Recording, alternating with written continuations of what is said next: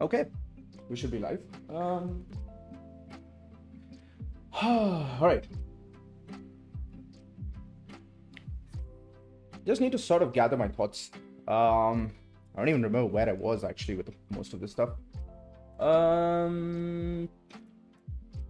Well, it is the 7th of August, and yeah, it's been a while since I last streamed.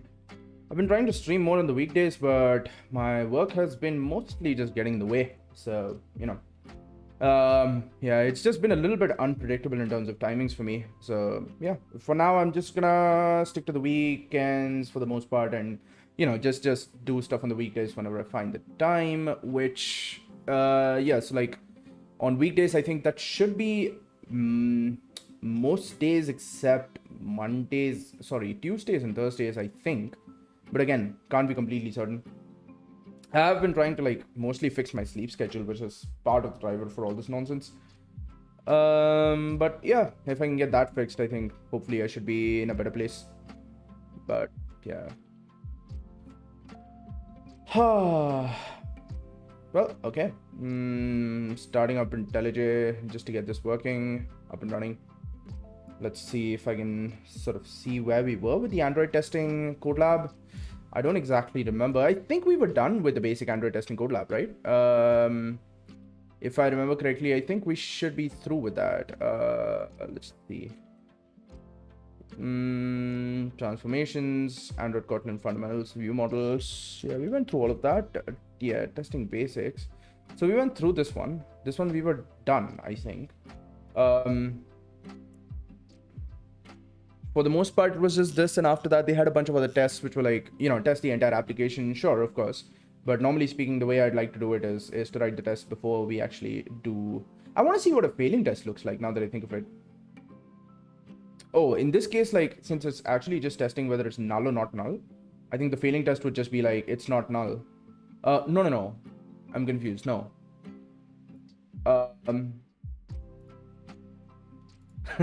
No, I'm saying what would be the error that it throws, right? Is sort of what I want to know. Like, assert not null get... So, would it actually, like, error out even before this point? Or would it actually get this far? Let's say, for instance, we didn't have anything in the new task event, right? So, I can actually try that. I can actually try that. That sounds like the error I told you about, which was there at my previous workplace, right? Like the error that that I'd seen in the test, which is like, error, this test is supposed to pass. I was like, congrats, like you have understood what tests are for. All tests are supposed to pass. That's kind of the point.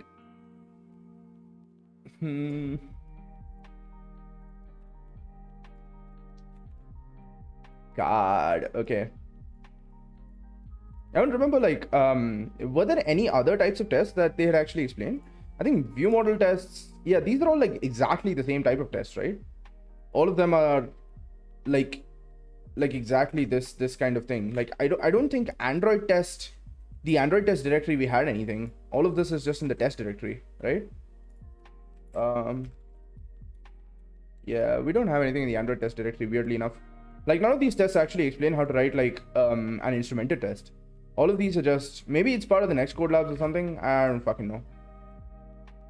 I do want to see the dependency injection part of it though. It's super interesting. Like, there is, it's mostly Dagger, but there is some change to it. Like, they have like an Android specific dependency injector called Hilt, which apparently is good for Android stuff. But yeah, that's kind of what I was trying to look at. I should probably update that in the today command, but yeah.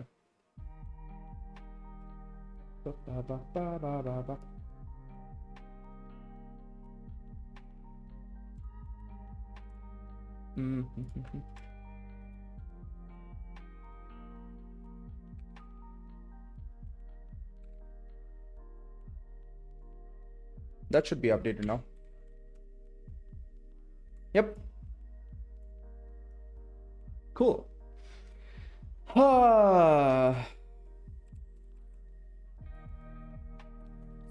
all right. So, I think most of this is pretty self-explanatory. To do notes app, clone the GitHub repository. Yeah, I don't know. I'll do that only if it seems like I need to modify some of this code. Streaming at around 6 today? Okay. I'll see if I can join in, but I don't know. It depends on how long it'll go. I'll be stopping. I'll actually, if I have other viewers, I'll host as a, it doesn't really matter. I'll host your stream either way. I think I'll probably be stopping stream at around the time when you start. So yeah, maybe just like a few minutes off from that. But yeah, good to know. It's been a while since you streamed. Like, I don't remember the last time. It's been a few weeks, I think.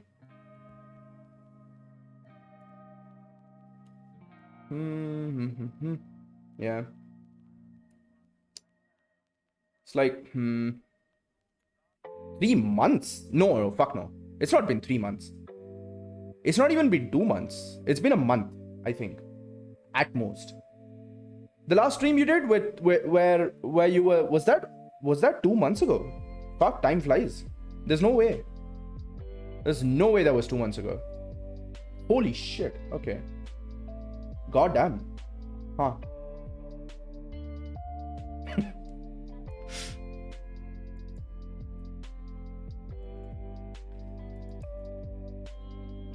Floating action button. Blah blah blah. Completed. Sample code. Architecture blueprints testing. Reactive architecture version.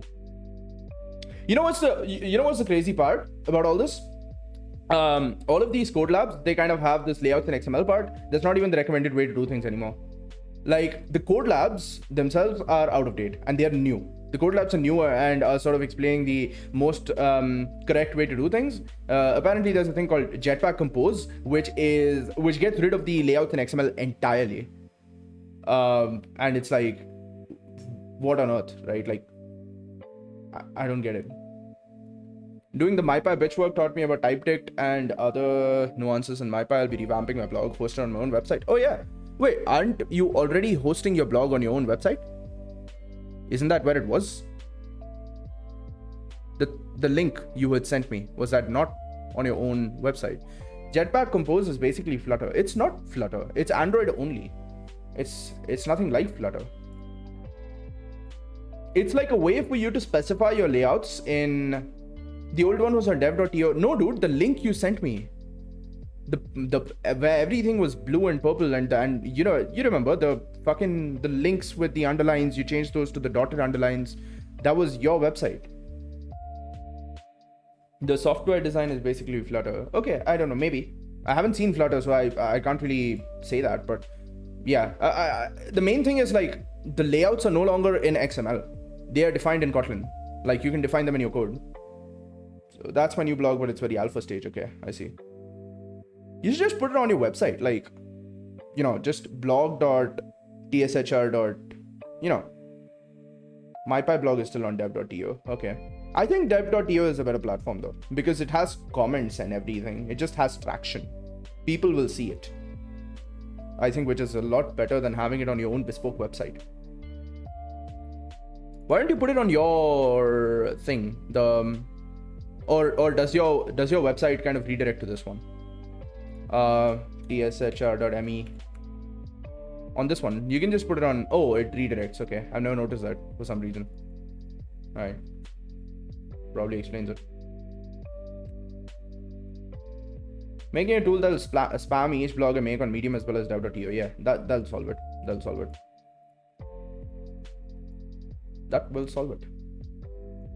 Yeah, I was planning to do something of the same sort. Eventually, I will set up my website on stream. But yeah, I eventually do plan to do that stuff. I should look towards buying a domain first.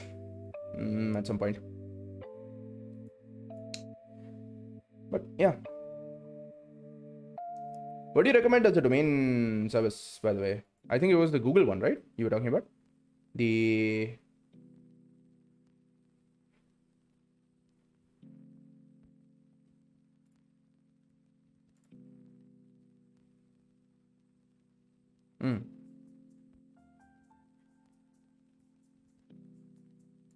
I see.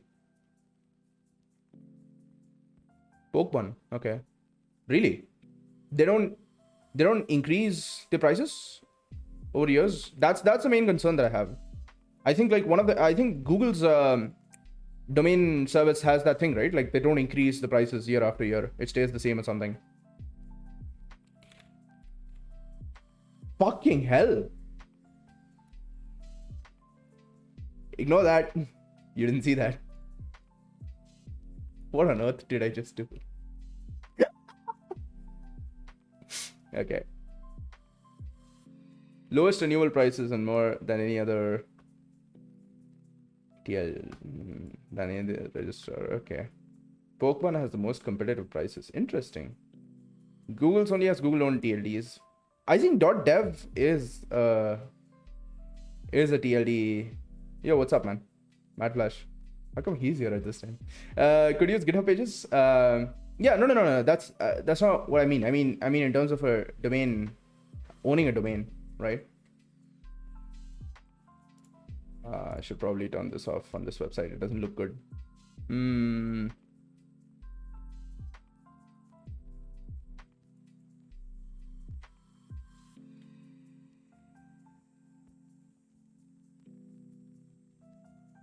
Oi. What's up, man? How's it going? Yeah, I should look this up at some point. I don't know what the prices are. I think Pokemon probably, yeah, it does sound pretty good. Yeah, dev page app all. Yeah. So I'm good. .dev is okay for me. I just want one domain. I'm not a nut like you, right? I'm not a fucking crazy person. I just need one domain. That's it. Just one.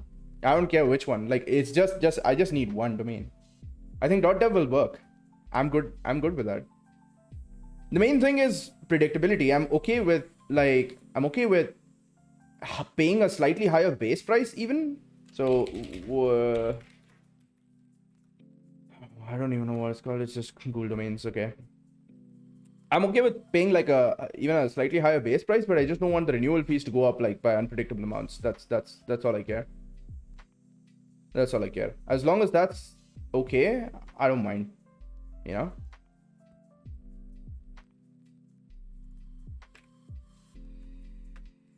But yeah, I should look it up. Yeah, that should be pretty cheap. I'm looking for something shorter though. I'll think about it. I don't know. I'm not gonna do it right now. I'll do it when I sort of want to, you know, actually build a website, which will be soon, but not right now. Please show your password. I got, for the most part, I don't really see it myself. I use Bitwarden, so you know, I don't really see my own passwords. I let it fill it in for me. So you should use Bitwarden too, or any other password manager. But I would recommend Bitwarden. Bitwarden's really good. But you should use a password manager.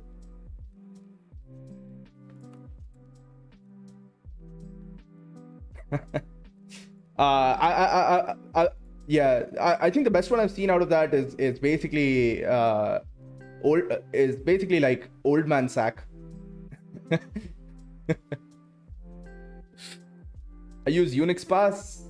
Oh, the pass utility on Unix, but that would be that doesn't really have like cloud synchronization across devices and all that, right? That doesn't really have like cloud synchronization across devices and all that, right? Like it'll be you. How would you like sign in to something from your phone, for instance? If you have your account, whatever it is, like Amazon or whatever, right? How do you sign into that from your phone if you're using like the pass utility on Unix? I know the utility. I think Git Bash has it, in fact. I think Git Bash might come with that. No, it doesn't. I was wrong. You could version control? You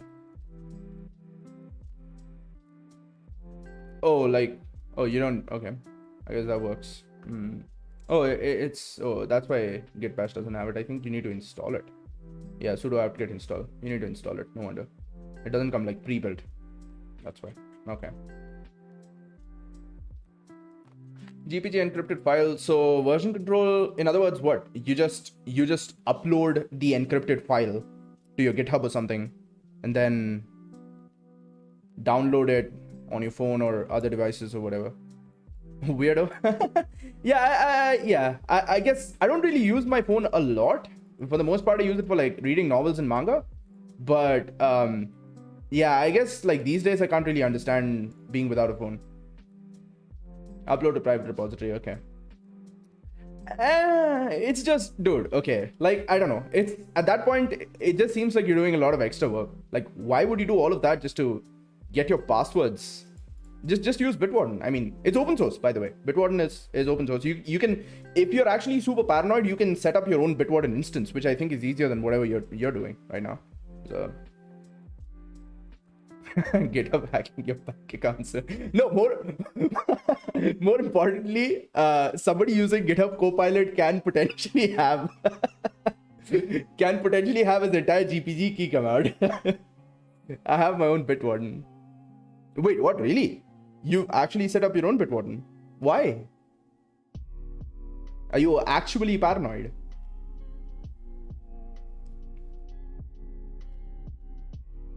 I mean, I see the point for like corporations and stuff, but like, yeah, I know they're encrypted, man. I'm just fucking with you. Because I can set up my own Bitwarden. I have a VPS. Okay. I mean, yeah, sure, of course. Like, I don't know. I just find like it's a lot more hassle than it's worth, really. It's verifiable end-to-end encryption, so at that point, I don't really care. Like, whatever they would, you know, their servers could be fucking maintained by the Taliban. I don't give a fuck. It's perfectly fine. Like, it's verifiably end-to-end encrypted. Like, the traffic going out from your system itself is encrypted with a key on your system. So at that point, like, you know, it's fine. You don't really have to worry about it. So I'm okay with using their instance. I'm pretty sure, like, no matter what happens, I'm pretty sure that they'll have like better uptime than I can guarantee for any of this systems that I'm maintaining. So yeah, it's verifiable as long as they're not lying to you about the algorithm, which is like pretty much nothing. Not exactly. I mean, since it's open source, you can verify that the algorithm is what they say. Like, you can audit it. You can verify that the algorithm is exactly what they're saying it is. And it's not like Telegram. They haven't rolled their own crypto, right? So it's exactly as strong as other known encryption standards are. So because they are using those encryption standards, you can verify it because it's deterministic at that point. It's not really using like random data. How can you be sure that the instance on their website is identical to the open source data? Because it's running on your client. It's running on your client. It's encrypted on your machine. It doesn't have to be the instance on their website. You understand, right? Like, the encryption is running in the application on your machine.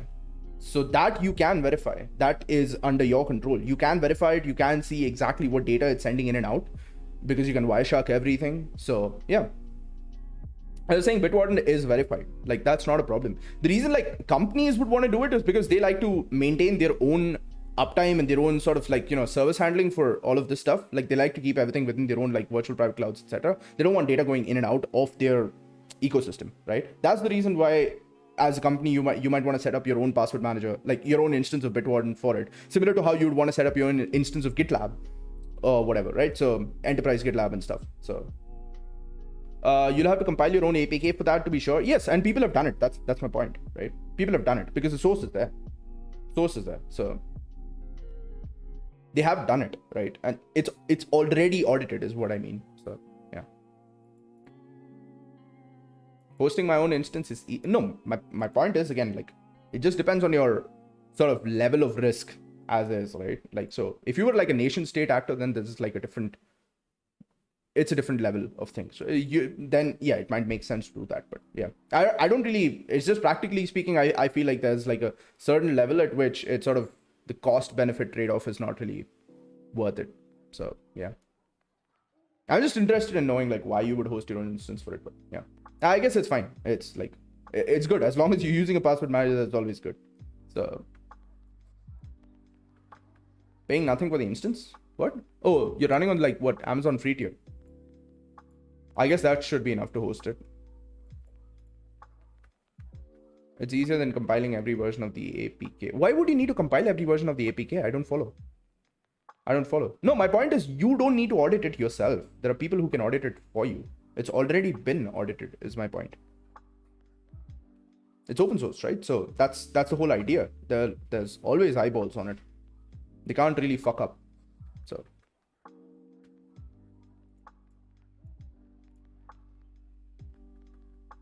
can you be sure every release version is being audited? No, personally, no. I don't think so. But that way, are you sure that you've hosted an audited version of the instance? You follow what I mean, right? Like even their server side will be getting updates. You're not auditing that yourself before you host it, before you use it, right? I can flip the same thing on its head. It's not like hosting your own gives you any additional security. It's the same thing.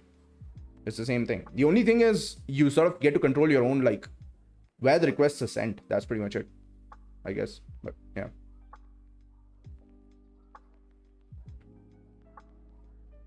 But that also requires you to audit your own networks, which is not necessarily something you'll be doing. But yeah.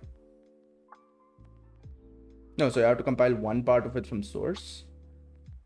Doing it with the server is much easier. Sure, maybe.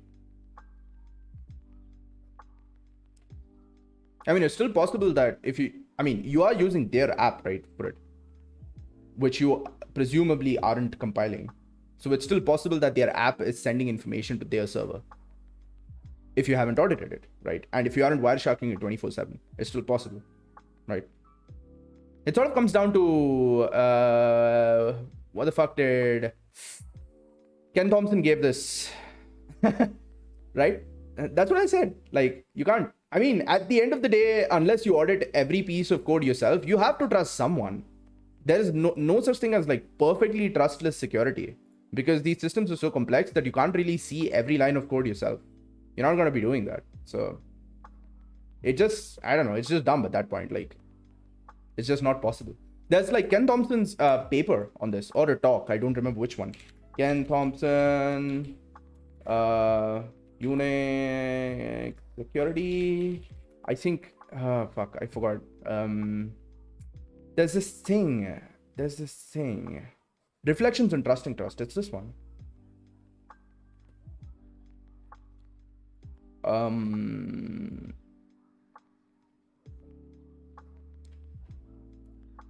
Yeah, it's this one. I'd recommend checking this out. There's a lot of different articles and I think even a full paper on this.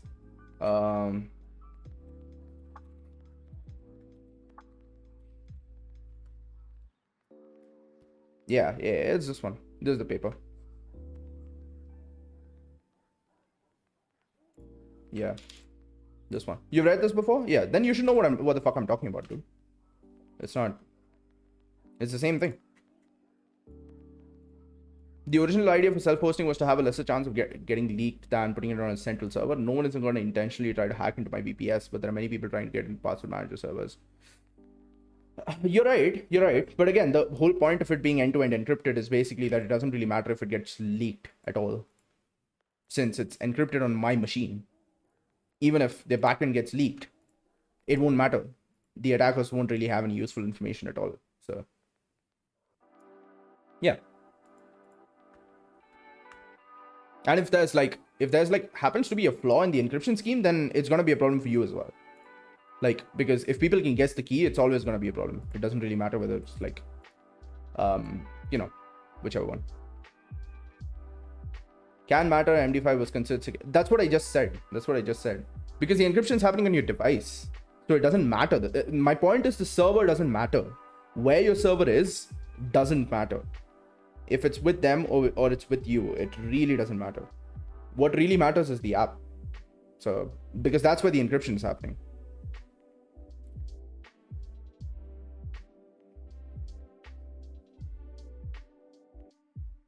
Your ability to test, blah, blah, blah.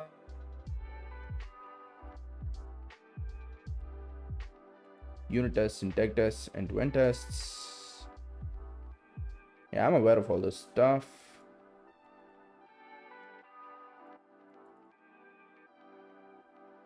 Okay.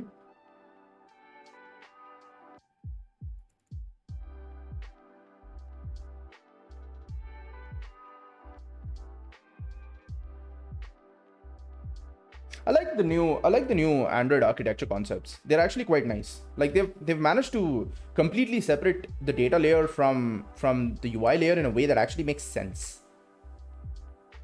If this was Amok streaming, he would have ended the stream by now. He would have banned you, dude. That's the first thing. He would have gone here. That's the first thing he would have done.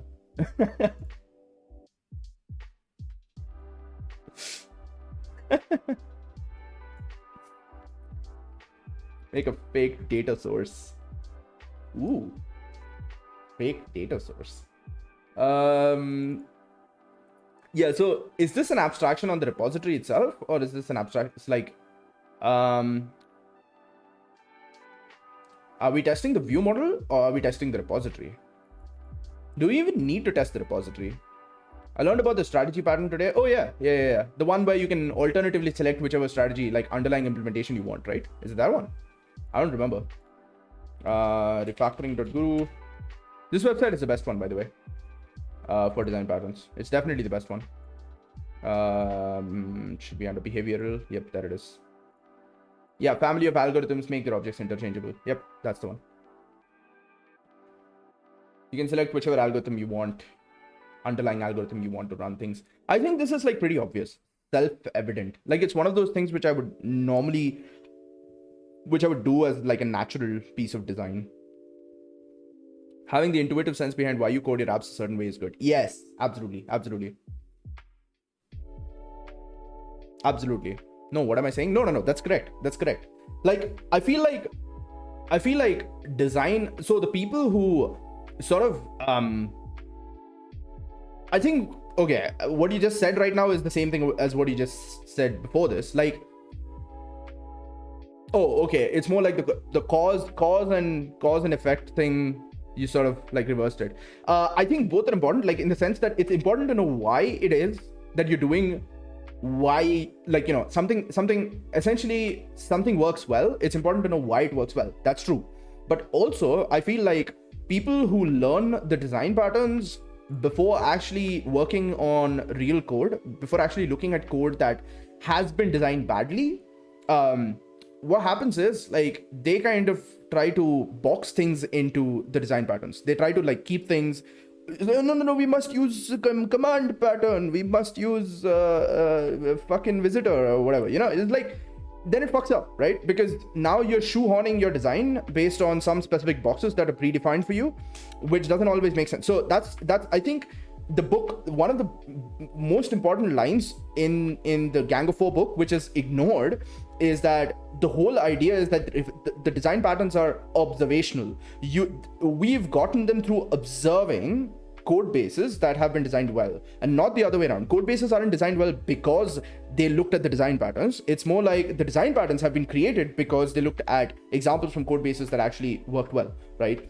So yeah, so that's like a big part of this. And I feel like the way design patterns are taught are kind of bad. Like including this website. Like this website is kind of the indexing of this is based on similar to how the Gang of Four book is structured, right? And I feel like that's the wrong way to go about it. You should really go about it more like, go with problems initially, right? Start with problems. The index, the key for the index should really be the problem that you're trying to solve, right? Like one of the, like for example, one of the headers that I would keep is potentially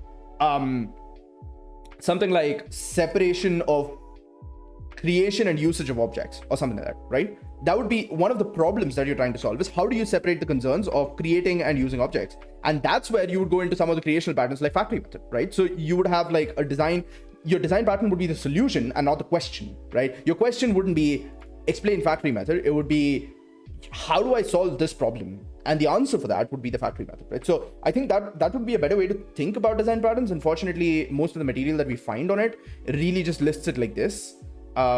Which I don't find is very good, especially for people who are kind of learning it for the first time. So, hey, Vakiato, what's up? How you doing? I hate books which just teach the features and that's it. No reasons why, no understanding the limitations. Absolutely. My problem with the Gang of Four book is very different. It actually goes quite into depth, but it's very boring. That's kind of the problem. It's kind of the problem. Oh yeah, time load streaming at like 6 or something like that in about an hour. And that's approximately when I will be ending my stream as well. So, you know, we have a nice little thing. I'll send you guys over. I was actually looking at something. Oh yeah, it was this one. But yeah.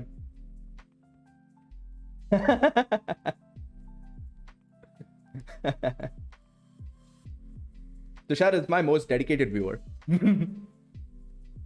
He comes in here to spam the instant I start stream. Default task repository. Oh yeah. So okay. So what is our code under test in this particular example? Were we trying to test the repository, or were we trying to test the view model, which depends on the repository? Get tasks, which returns a result of a list of tasks. And that's quite nice. I don't know if this particular hover thing is like a feature of like the weird OBS. What the hell? Do you see this, by the way? Do you see this on stream?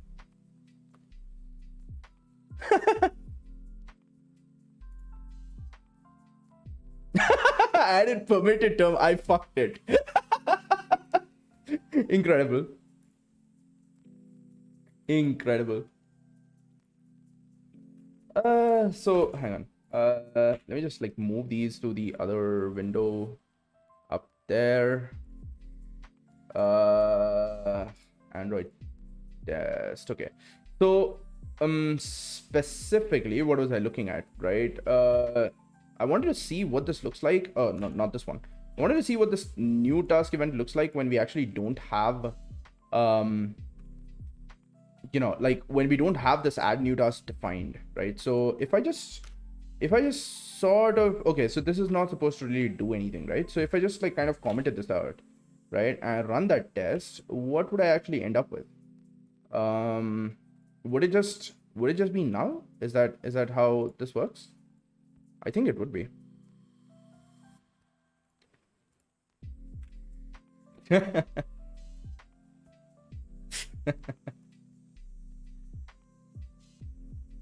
I don't know if this thing is like a feature of like BTTV or it's a feature of OBS stream chat. Like I don't really get this.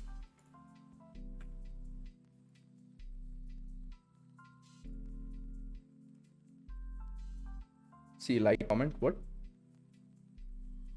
Twitch own feature, okay. Interesting. No, because I don't really see this weird hover thing on Twitch chat, right? Like if I'm in someone else's stream and we have like the chat window on the left or the right, on the right, I don't really see this thing. Like I see this only in OBS, oddly enough. Pretty sure it would show. Try it. I've tried it. That's what I mean. I watch Twitch, dude. I don't know. Maybe it's like a recent update. I don't remember seeing this even on OBS before this. It's weird. Maybe it's like a super recent update. See, I like these. It's kind of like in a lot of detail. It's quite nice. Is it the extension? I don't know. I have better TTV. I have BTTV as an extension. Okay, so that failed. Yes, that's expected. Did it fail for the right reason though? Oh, beautiful. Oh, of course. Okay, so because it was never set, it tells you, because in get or await value, we kind of have that particular thing. Oh, beautiful. All right. This is actually a super useful piece of implementation then. Fucking uses a countdown latch. God damn. Okay. It's super nice. All right. And we're doing something else in the test as well, right? Okay, we run it with Android JUnit 4, which is the thing we use to run Roboelectric. Yeah. If the test is running Roboelectric environment, blah, blah, blah. Custom running can be specified. Okay, cool. Can't even fucking sub to you, man. No, it's okay, dude. It's okay. Yeah, the main problem is that fucking thing, right? The need 3 people viewing simultaneously on average over the last 30 days or something. That's super hard. I don't even know. It'll happen eventually. Hopefully it'll happen within the first year of stream, which will end in November. But yeah, hopefully it'll happen within the first year, but I don't know. I can't be sure. Horrible, terrible hack. Is it the what you had mentioned earlier? Just like start the stream from your own. Ooh, okay. Look, truth be told, right? I mentioned this to my mom, right? And she was like, I get like relatives and stuff to watch your stream, and I was like, geez, no. I'd rather do other stuff. It's like, I don't know. I'd rather have it grow organically. I'm okay with that. The main thing that I want for affiliate is really being able to change like the quality of the stream. Right now it's locked at 720p. Like, you guys won't be able to change the quality on your, like, I've downgraded to 720p specifically because you can't view my stream when it's on 1080, right? Normally I can upload at 1080 from here. So yeah. So I'm actually compressing things on my own computer and sending it up at 720p because that's necessary, right? And that's the main thing that I actually want to change. Put Rust in front of your title as clickbait. Fantastic. That would.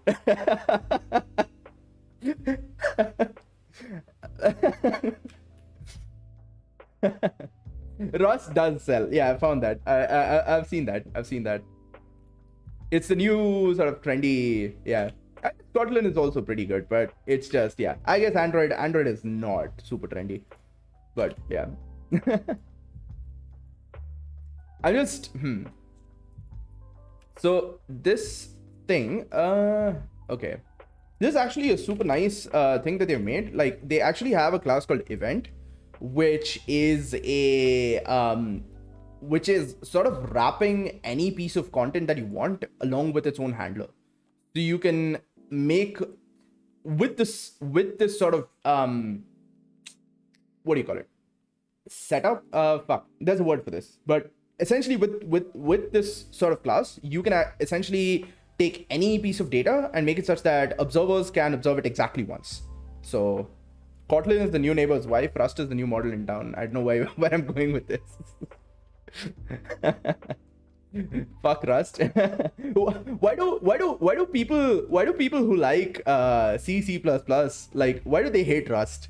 Is it because it's killing C++?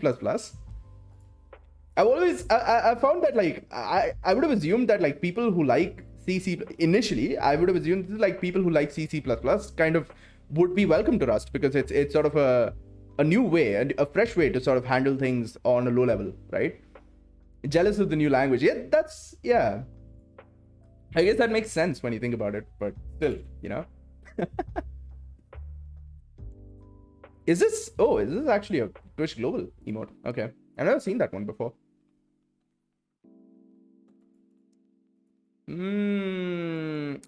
Doubles. Dummy. Spy. Fake. Mock. I like Rust. It's unique. Yeah. It is. It certainly is. And that's the primary reason why I want to learn it at some point, because it offers a completely new paradigm in terms of, like, a totally different way of thinking, right? The whole thing about borrowing and ownership is, as far as I'm aware, completely new to Rust. I don't think any other language has that. So it's like a totally different way of thinking about memory, right? And like yeah. Being unique makes it controversial. I don't think being unique is what makes it controversial. It's more about the fact that it was it's A, very different from other languages, and B, it was sort of suddenly thrust upon the scene as a language that is production ready. And Mozilla kind of, updated vast parts of Firefox with Rust. So it immediately became obvious that this is a language that performs well, and it is a language that, if you think about it, like, the domain of like C++ for working on like system level code was completely untouched for a long time, right? Like, no language was good enough to replace it in a certain sense, right? And then along comes Rust, so it's obviously going to be controversial. So here's a language that is proven production ready and has fantastic memory safety, has all the new bells and whistles that you expect out of languages these days, everything, right? So Yeah, so obviously it would automatically become a little bit like controversial in the community, and also like much loved and all that. So yeah, it's a well designed language, as far as I'm aware. Again, all of this information is secondhand. Like, I don't really know Rust. I've seen pieces of Rust code and I've talked to people who know Rust. So like, yeah, you sort of have an idea of like why people think it's good and also why people have like issues with it existing. But yeah, you could write nim zig. What the hell are nim and zig? I guess that's part of the reason why I shouldn't be writing either nim or zig. Never even heard of these. I've heard of nim. I haven't heard of zig. I've heard, and by heard of nim, I mean it in the broadest possible sense. I've seen it mentioned somewhere on Hacker News, but I've seen so many other things on Hacker News, so it's like it's not really saying anything. So C is easier than Rust.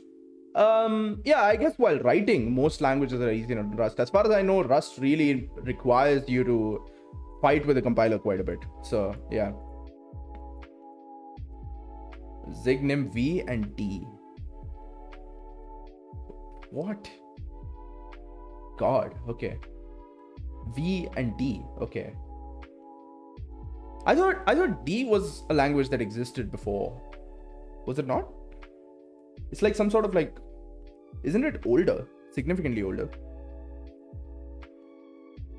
Okay, I don't even know what I'm looking at right now. I'm not even looking at the screen. I've just been scrolling back and forth over here. I have like one thread in my brain. God damn.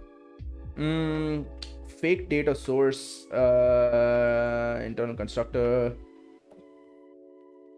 Oh, so this holds the DAO. So this is abstracting the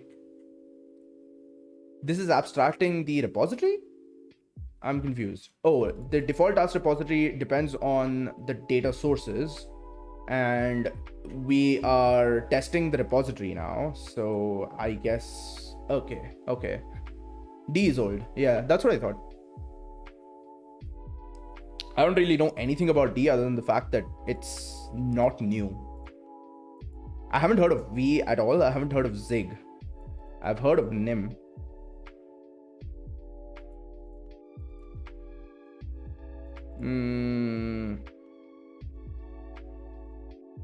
Okay, so this is just like a regular ass fake, right? Why wouldn't you just use a mocking library for this? I would use a mocking library for this. I would just use mock-k. I have mock-k. It's easy.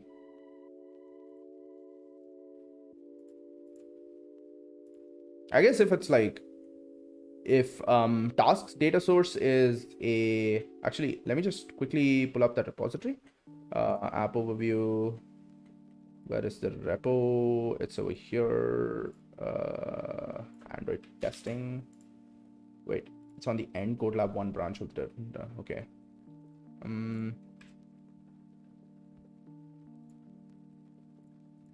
have like infinite tabs.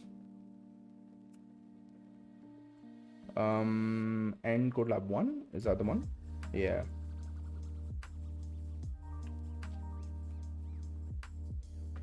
Oh, is it the same thing?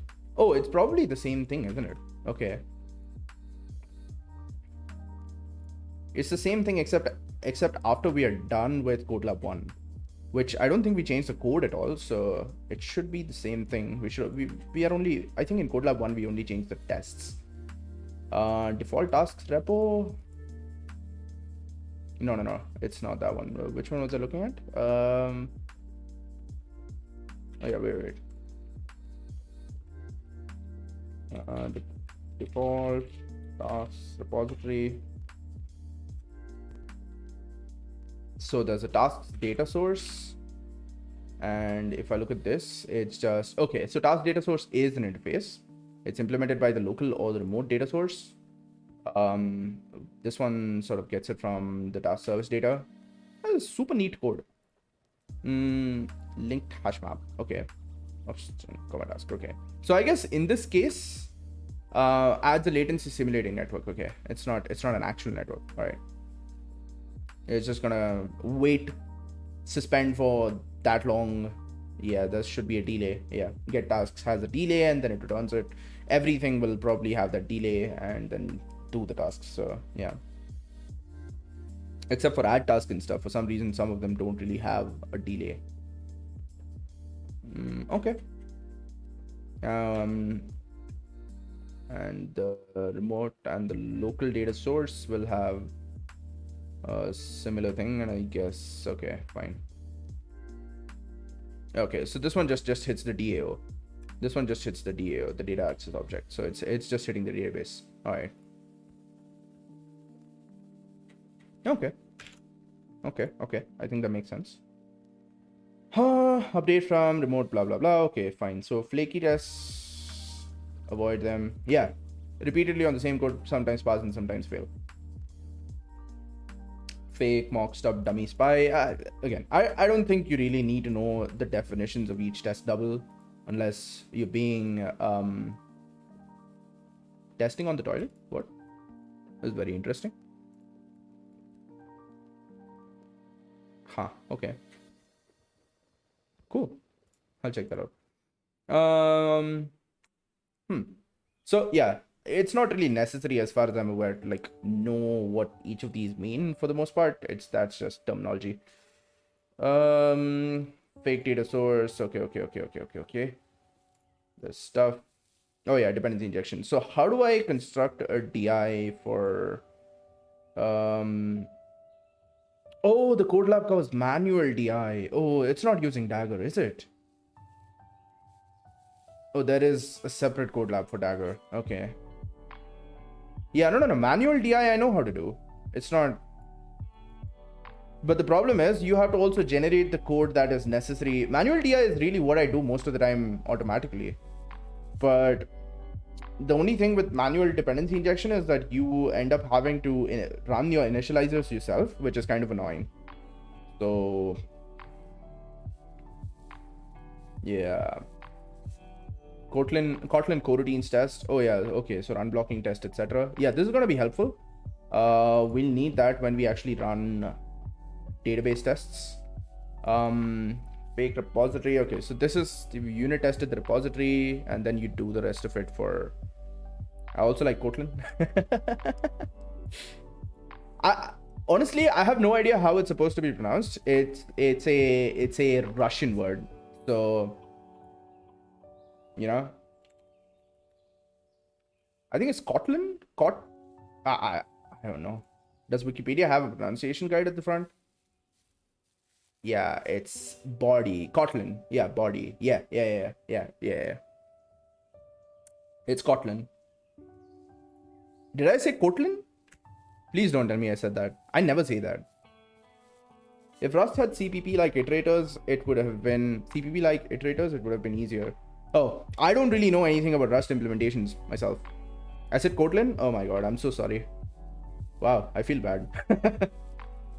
Well, my pronunciation isn't really my strongest, like, you know, my greatest strength or anything, but even then, like, yeah. I don't think I mispronounce Kotlin very often. I hope I don't.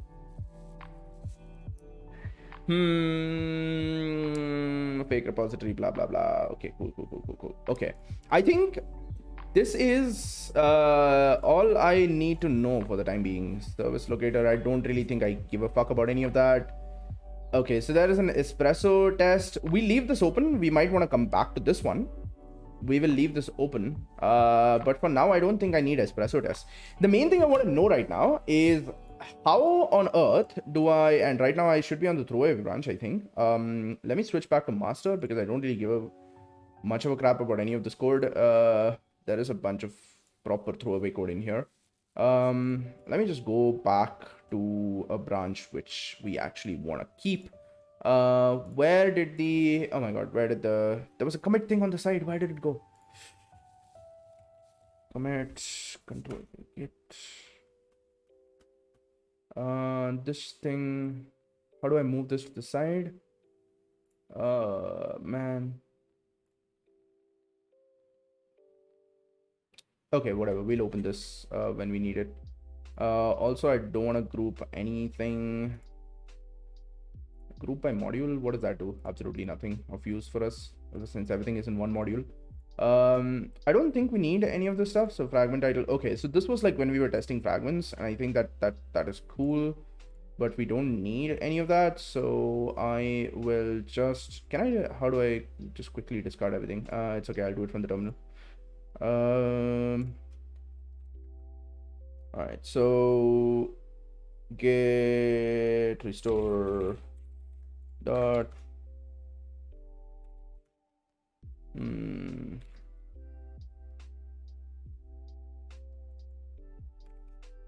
up.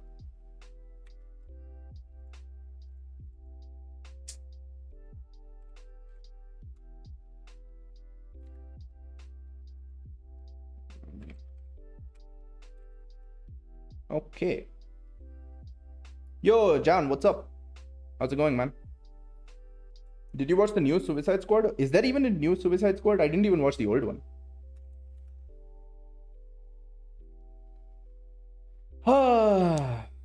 What's going on, man? How's your week? How's your week been?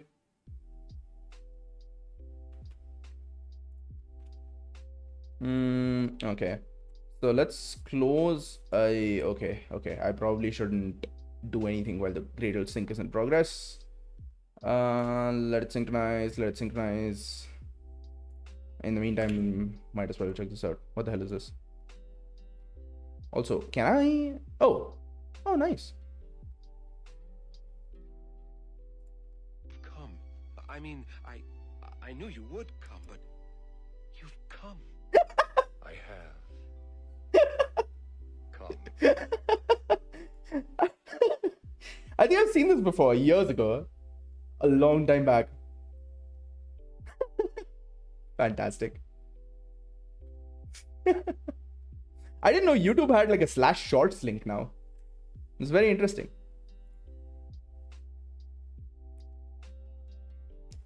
Stuck with a bug, frustrated as fuck.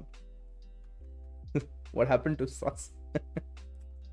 What are you talking about? Alright, so that's fine. Okay, git branch. What branches do we have? Alright, so last we were on, I think, SMS process, right? Git log, one line, all. No, we were on transaction persistence. Okay.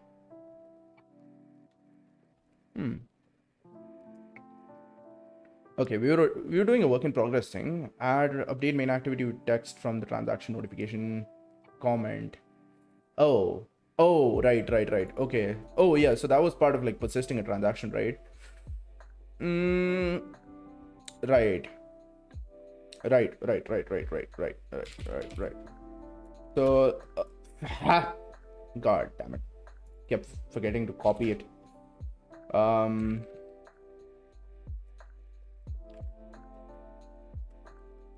Transaction persistence, update, Gradle project sync, do that. Let's update all of our dependencies first. Let's run our tests and we can probably run it from there. Here? Oh. I should probably... okay, fine. Actually, might as well open a new thing for that. I have a miscellaneous, but whatever. Might as well open a new window. I have enough windows already. I have 948 tabs, by the way. Open Time Lord, specifically for you. Oh, okay. No, it's an editor written in Python. Specific, a transgender editor. Okay, that sounds very specific. Inspired by dead. Dramatic editor. Okay, wow. People writing editors all over the place. Watched it on Soding.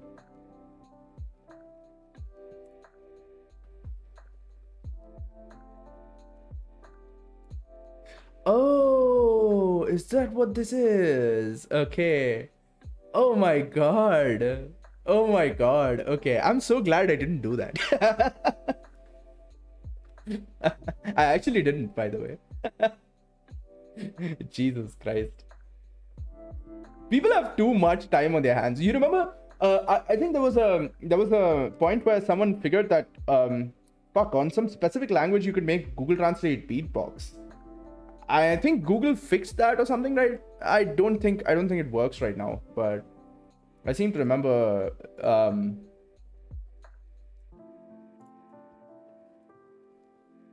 Streamable is blocked in India, by the way. By default, streamable is blocked in India. I can work through it, but I don't want to do that on stream because like I have to use Cloudflare Warp, and that will potentially make my stream start stuttering because it has like, it's sort of like a VPN, but not exactly. But yeah, why? That's a good question. I have no idea. Potentially because it's used to distribute pornography. I don't know, but at the same time, not a lot of porn sites are blocked here either. So I don't really know why they would block it, but yeah, streamable is blocked in India. It doesn't work by default. Like I have to use a VPN or something. Yeah, no. It's just that works, by the way. Porn works for the most part, most websites. But streamable is blocked for some reason. So are a few other things which also don't make sense. Like Newgrounds is blocked. Newgrounds is blocked. I don't know. There are a bunch of other sites. There are a bunch of other sites which are blocked in India as well, which it doesn't make sense. TikTok is blocked, by the way, but that's for completely different reasons.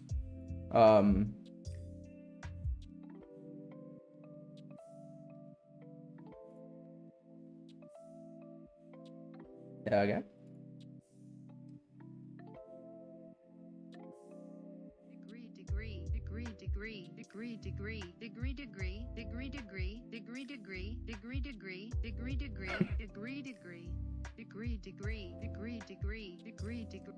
Okay, I think I get the point. It's probably only pronouncing the degree symbols in the eyes as ignoring everything else.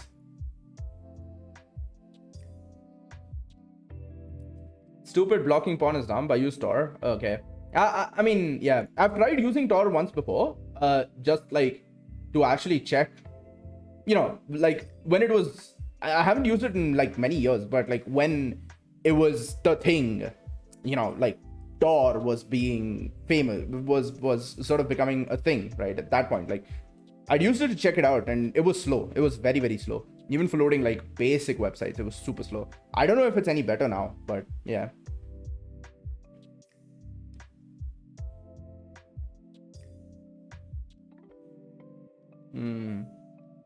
Fucking is also blocked. Maybe just for me. No. What do you mean, like porn? I think your ISP might be blocking additional things than it needs to. What you're asking me? What on Tor? It wasn't a porn site. It was the, what's that? The standard. There's like a standard directory thing, right? Like, shit, I forgot. It's been so long though. It's been many years now. But it's like, there's that website. Meanwhile, this is allowed. Now that you're saying it in that sense, I'll probably, let me open it on that browser just to see what this is. I mean, actually, now that I think of it, if it's on Twitch, I think it should be fine. What the hell is this?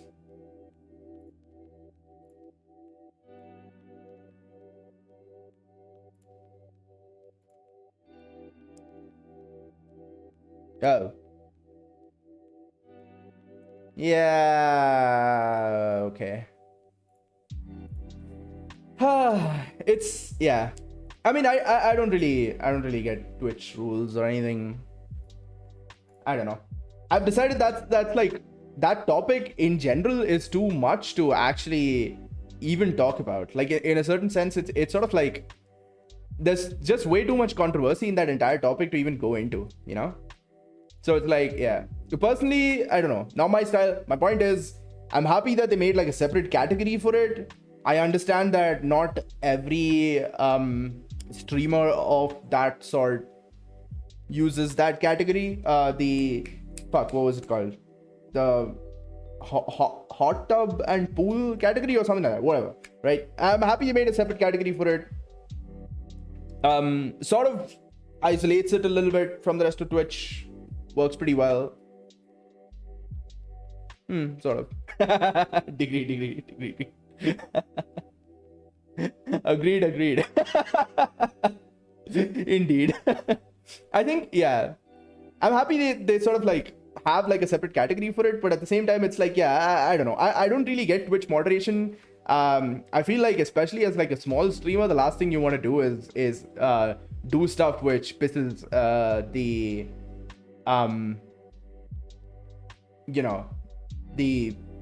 Twitch moderation team off or whatever. Like the last thing you want to do is like go through that. Okay, so I think we're good. We should be through with everything that we need. We mainly needed this one out of all these. I don't really care about any of the others.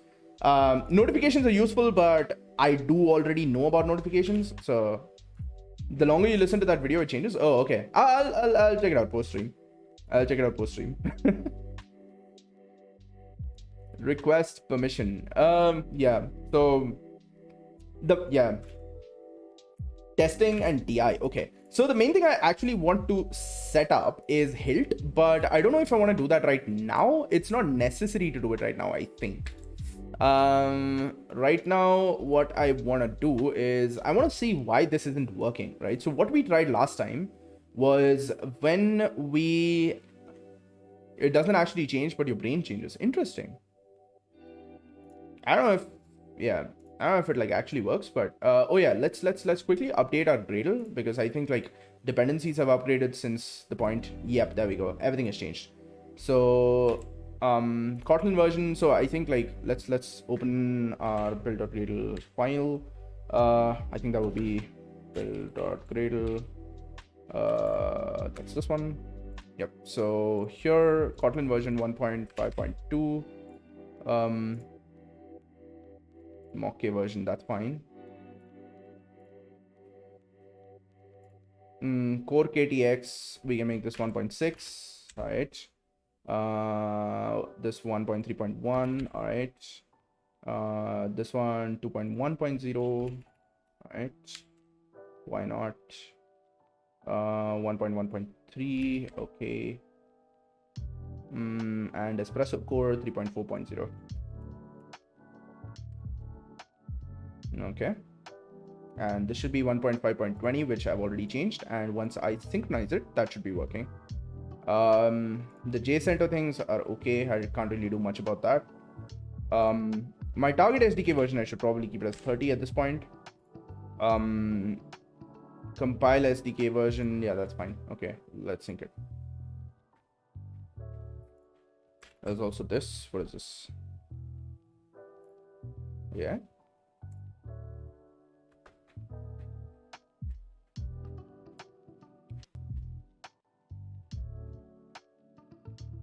Yeah, I can never tell whether this music is actually like different or whether it's like the same thing in every video. I wouldn't be surprised if it is like the same sort of tracks just kept in a different order or something, because like I can't see how much copyright free music could really be there.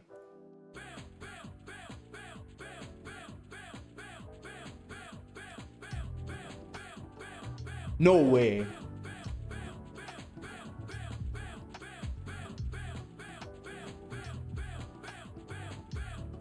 Fuck off! This is insane!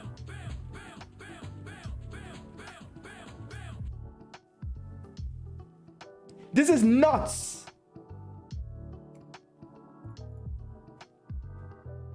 What the fuck? Why does this work? What? This is insane! Holy shit, okay. Yeah, I think like the brain's connection to words is just super fucking strong, dude. I think this is why they say the language shapes your thoughts, you know? Like the ideas you can get and the way you think is shaped by what languages you know. And which is why some people say that that's like sort of like strong evidence to learning more languages, right? Like the more languages you learn, the better you learn to just express your ideas, and it shapes the way your brain thinks. I think this is like a fantastic way to think about that. Like, just like, holy shit, man. That's insane. It's the same sound, but each time a different word comes into my head.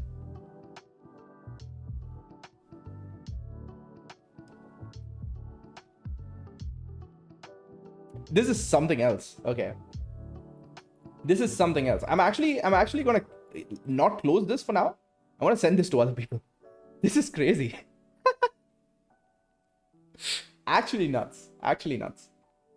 I'll keep this in like the separate window that I have. 950 tabs, by the way. Okay. What is it that we wanted to do? All right, so everything should be okay. So let's quickly run our tests, and let's just check. So Android test, we don't really have anything. It's only the example one, but all the other tests we should be able to run. Let's do that. Let's run the tests. Okay. That's fucking insane, dude. That's actually stupid. Like, what the hell?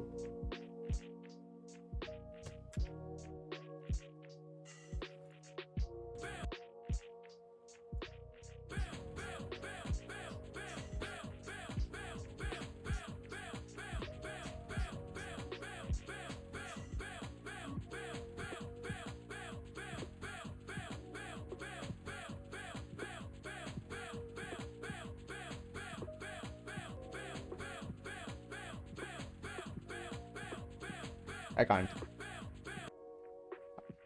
can't. Ah, goddamn. Okay. So, all right.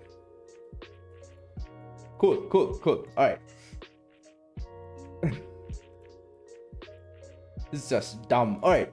So the first thing I want to see is if I can test notifications with Roboelectric, right? Can I test notifications with Roboelectric? Because if I can, that's the first thing I want to do.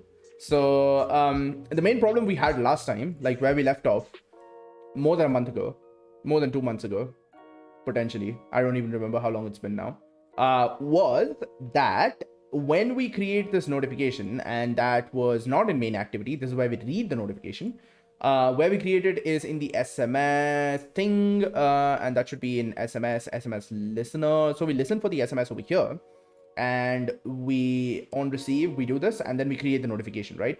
So when we do this, we're actually creating this transaction notification, right? With this reply action. The problem is that the reply action, when we actually ran it last time, we weren't able to get the data out of it, right? So it didn't really have the comment. We wrote a comment, we said go or whatever, and then that didn't exactly do this thing. So we have a add action here, create reply action, which is supposed to open the main activity here, right? So this is the intent that we put in to open the main activity, and it's supposed to put in the transaction notification ID. So it's supposed to put this into the intent, and it's supposed to open. Yeah, it's supposed to open the main activity, right? But then the comment itself doesn't actually come out of that. So like in the main activity, when we go here and we sort of get, so at this point it's like remote input dot get results from builder, blah blah blah, set content view. Okay, what are we doing here different? Intent, text box, find view ID. Okay, we need to change all of this. We need to make this data binding. We need to make this data bindings because we now know how to do that. But more importantly, text box, find view by ID. Okay, dot text is comment text. When we did this, it didn't exactly change because we didn't have anything. When we logged it, we didn't find anything. This was empty. We couldn't get the char sequence. Get string r.string.can transaction comment label. So alt F7, if I see where this is used, it should be in transaction notification at this point, set label. Yeah.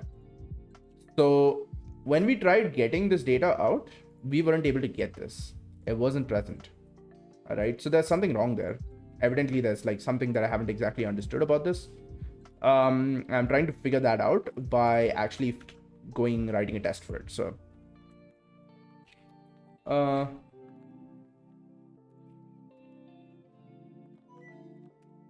Manolia Cat, thanks for the follow. How's it going? Shadow notification manager. Ooh. Okay. I should just disable it on this side. Roboelectric, I think, just doesn't have HTTPS for some stupid reason. That's okay. Yeah, so what we need to do is figure out how to make this testable.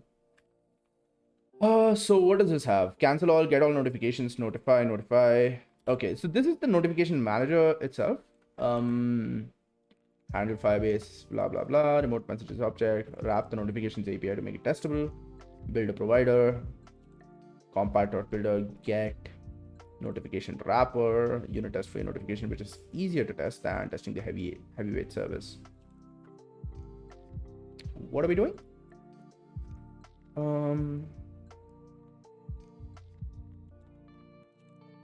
Okay.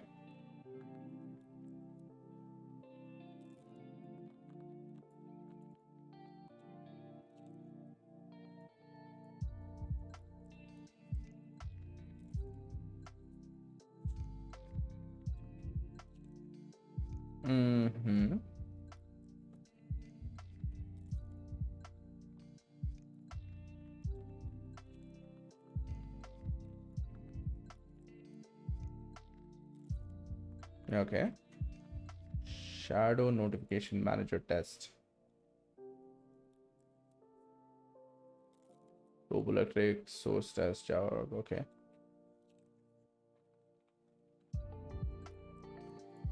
Assert that notification manager at current interruption filter is equal to interruption filter all.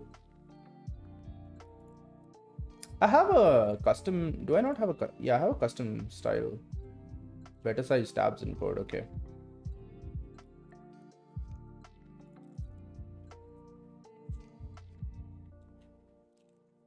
I wonder if like GitHub has an ability to change the font that we use for this, or whether I need to write like custom CSS. I can write custom CSS, but it would just be nice if they had it as a feature.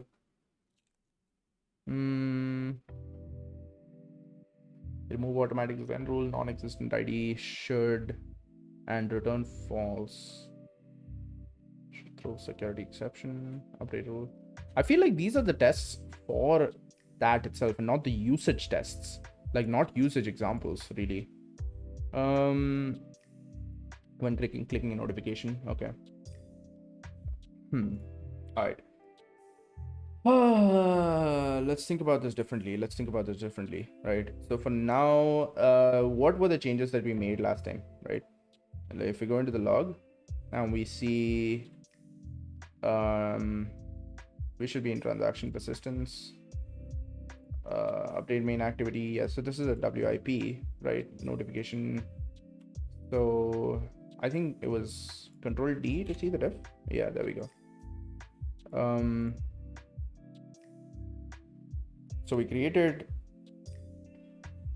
okay, so we did this. We created a random .nextInt. Okay. Notification okay. So this is like a random ID for each notification. That was fine. And then we did transaction comment label. Okay. Notification channel, invoke this message data, reply action, add action, blah, blah, blah. Now, there's something that I'm missing here about the use case. How do you use this? Android reply notification.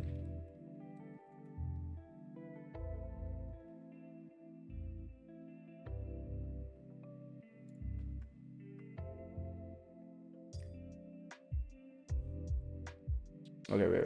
I thought I already had this open somewhere.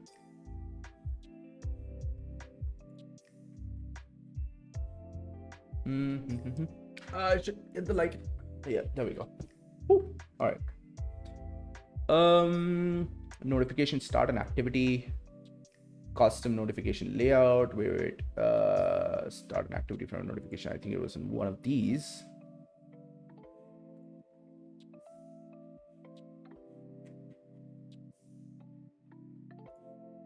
Yeah, let's quickly take a look at this again because I don't really remember how we had done this. Right.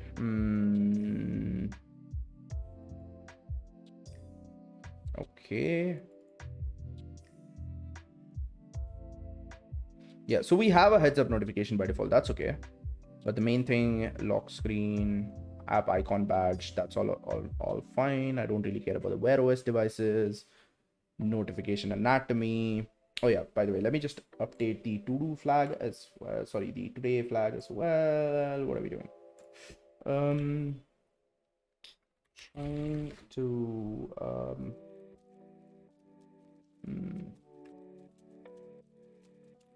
figure out how to notification to display.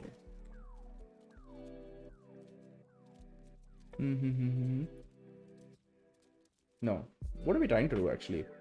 So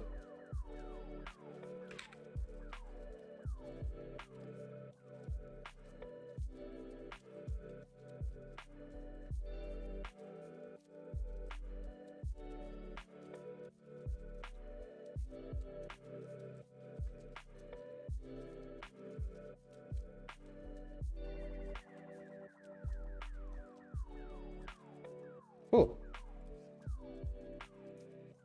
I think that should be updated. All right, cool.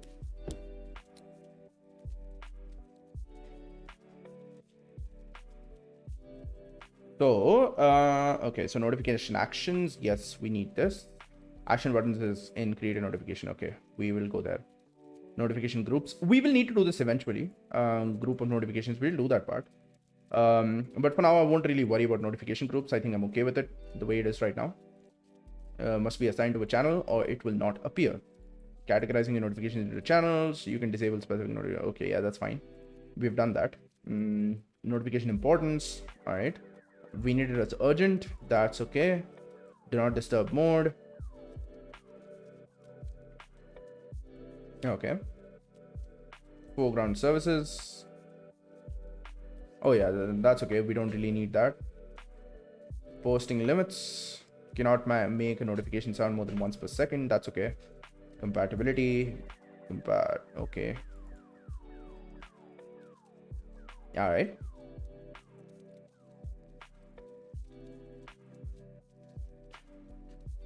Add action. Displays the action button on a device running 16 and higher only. All right, that's okay. That's okay. We're targeting 21 and upwards, I think. So that's fine.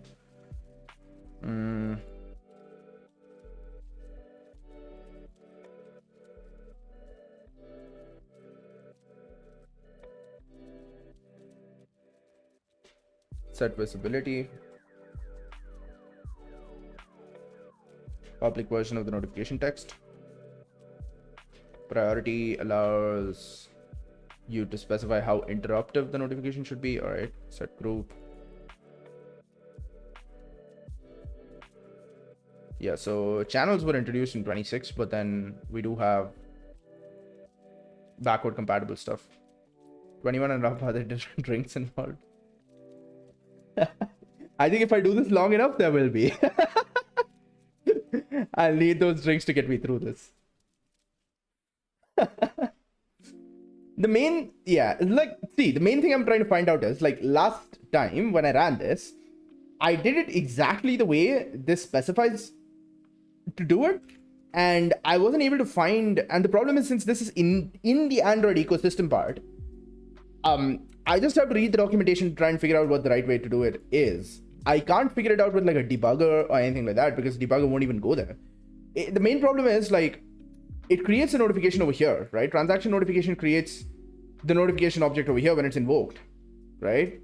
And so it returns this, right? So it sets the action, which is this create reply action, which has this as the remote input dot builder thing, which basically specifies, so remote input is supposed to be helper for remote input.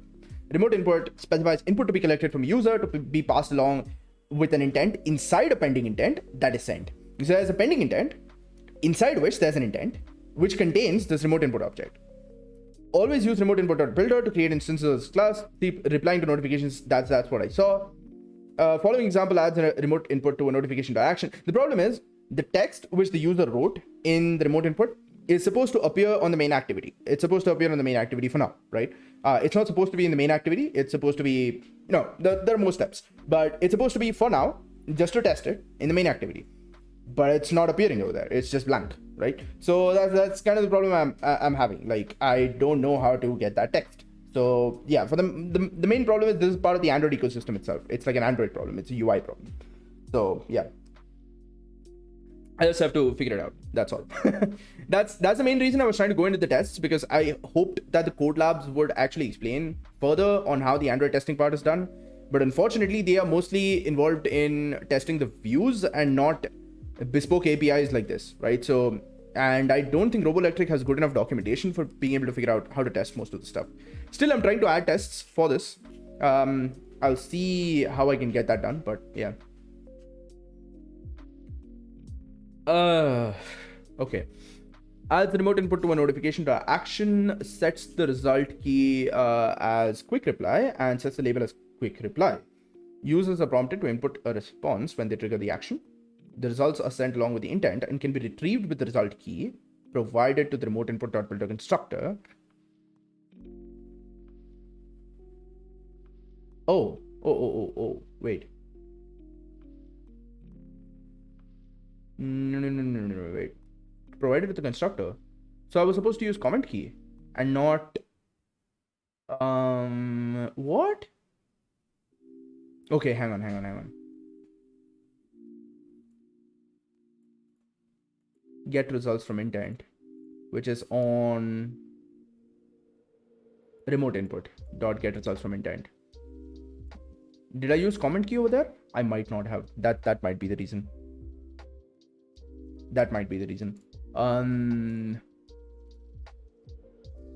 Get char sequence, remote input results, get results from intent. But we need to give an intent here. So where do we give the comment key? What did it say?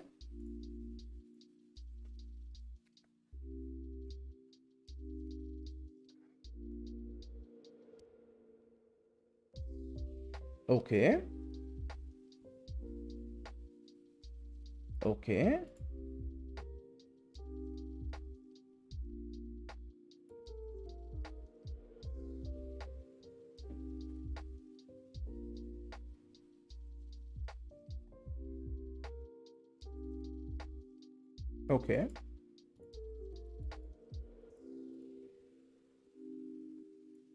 From the bundle returned by get result. So that gives you a bundle, and you need to give this as the key to that bundle. Is it? So that gives you a, did it give you a bundle? Is comment text a bundle? No. Sorry. Is this a bundle? Bundle. Oh, so this would be, this wouldn't be transaction comment label then. This would actually be comment. So let me try that. Get char sequence. Wide people happy is used 2 times more than people happy. Yeah, I think wide people happy is probably, and I'm sorry that neither of these appear. I'm not sure if they appear for you in chat, but yeah. I think I should enable like Franco's phases or something, but yeah. So yeah, I think it makes sense that it's used 2x more, because I've seen that for the most part it's really used in exaltation, or it's used as a sarcasm thing. So in both cases, I think wide people happy works better than people happy. People happy is like mild happiness. It's like you're content, you're people happy, you know. Wide people happy is different. You're either very happy, or you're just sarcastically saying that you're happy. You're not really happy at all. So I think wide people happy just works. It's more useful. That's just it. This might actually solve our problem. Fuck. I should have read the documentation. But I'm 100% sure, because that's the comment key, right? The comment thing. Of course, it's badly made right now. But yeah, Pepe hands. I'm sorry, man. Should I add that right now? I can add that right now. Let's close these. What was that called? Better DTV. That one. Emotes. What's it? Pepe hands. Let's add that. Neeraj Chopra 1 gold. Who is Neeraj Chopra? I haven't followed anything.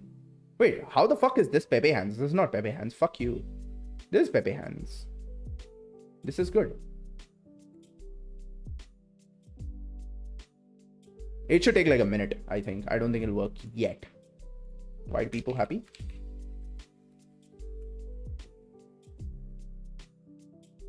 Javelin throw. Okay. Which one of these is usually the way it's written? Is it this one? I think it's this one.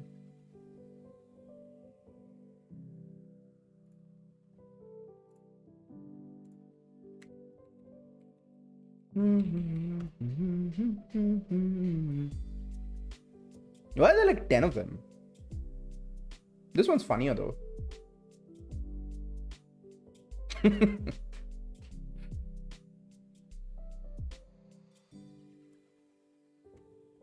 Might as well. I think like dashboard. Does this work now? Nah. God damn it. I don't know if I have to like close it and reconnect or something like that. Do I have to do something to reload it? I don't even know. Yeah, this one works. That should have been working for a while. I think PogU works as well. But I don't know if there's like a way for me to like force refresh or something. But I think it just takes like a while to sort of come up.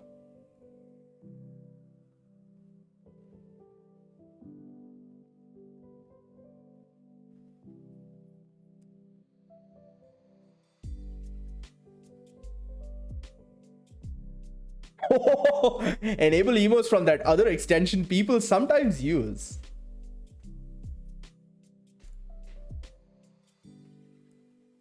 Isn't this from Genshin?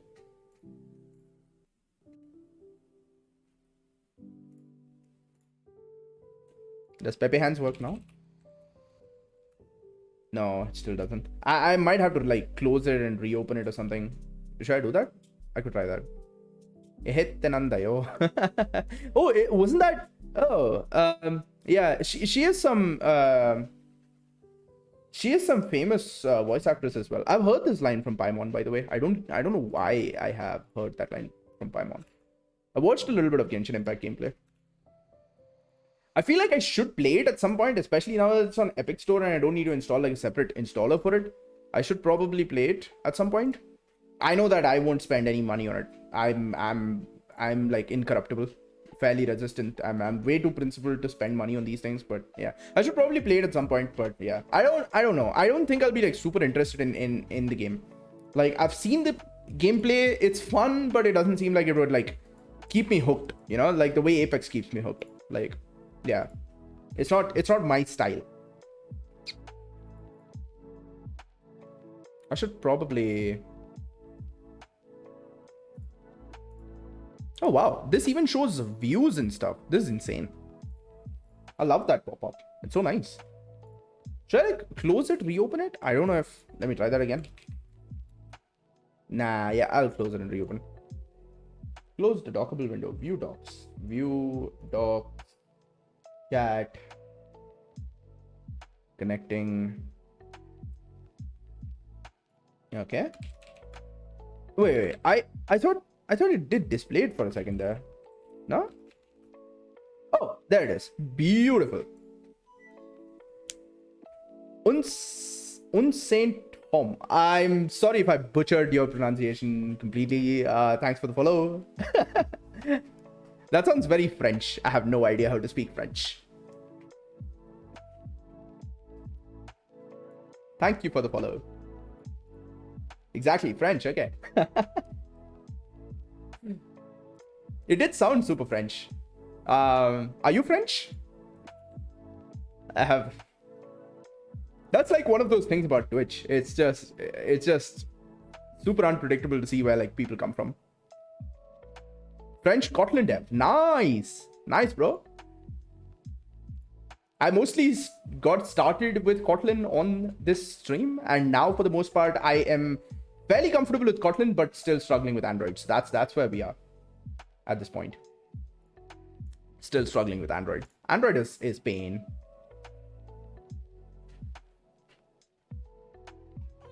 I've seen this one. I've seen this one.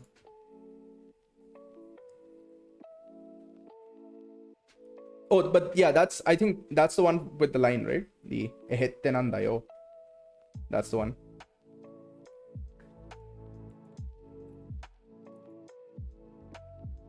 Oh man, okay. So, all right. So all this mess. Okay, let me just test this out, right? Let me just test this out. How do I launch Pixel to API 28? Oh yeah, no. So I need to switch it back to this, and I should be able to run the tests by running this. Oh, hopefully stream frames don't drop super high. Unfortunately, that is a possibility. Android is pain, but Jetpack Compose seems to be... Okay, I'll tell you what the problem is, right? I learned about Jetpack Compose's existence literally yesterday or day before. It's been a couple days, maybe, at max, right? I didn't really realize like Jetpack Compose was like a thing. I'm not using Jetpack Compose right now. I probably should learn how to do it. I just want to sort of get a little bit further with what I'm working with before I sort of go ahead and, spend time learning that. But yeah.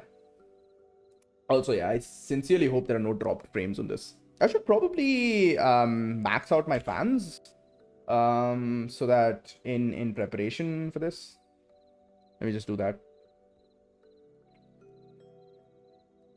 Oh god, Jetpack Compose. I think I do have the tab open right at the end over here.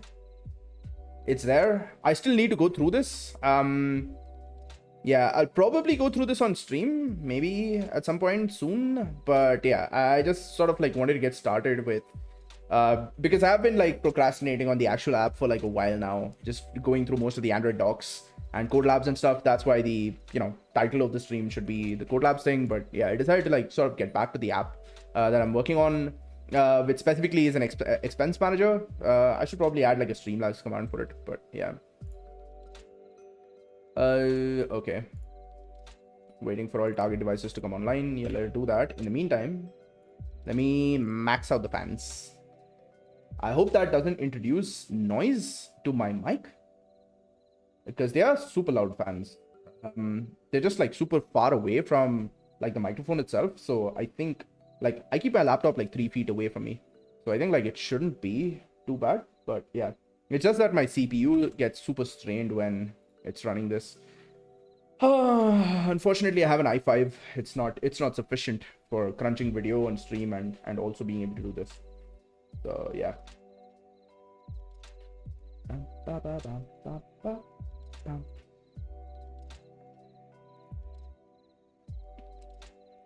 Android it's like, yeah.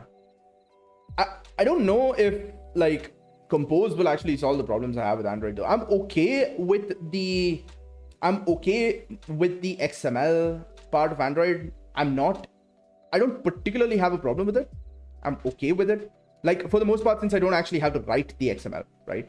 Like I only need to edit small things and I can mostly use the Android GUI to be able to do it, right? So I'm okay like 90%.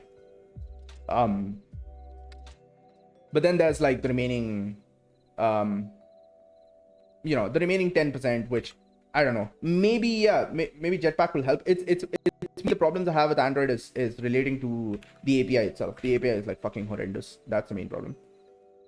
So yeah. All right. So when we were looking at the transaction notification,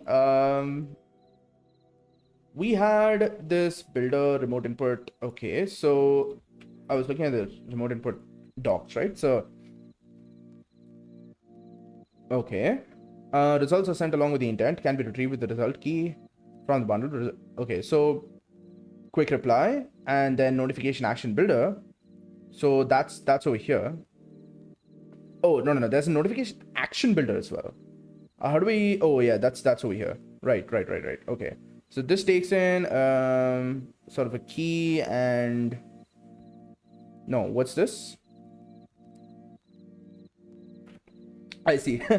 Yeah, it's just, yeah, it's the rest of Android that baffles me, right? It's kind of like the XML part itself is okay because it auto generates everything for me, so I don't have to give a fuck. The main problem is the rest of it, which is just the APIs of it are large and complex, and the documentation is out of date half the time. A bunch of really, really annoying things. So, I kind of want to put for the parameters. Can I put the, can I introduce like parameter?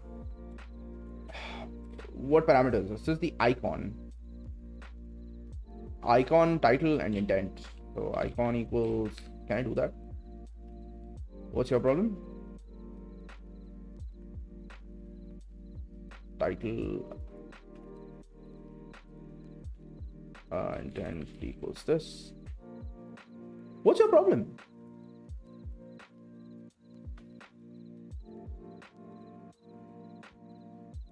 Huh?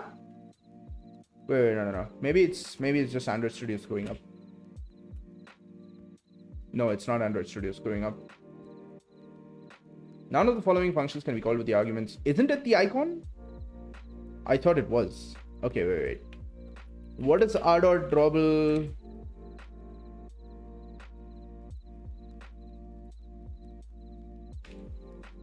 It is the second one, right? It's an integer. So it's the second one. Icon, title, intent.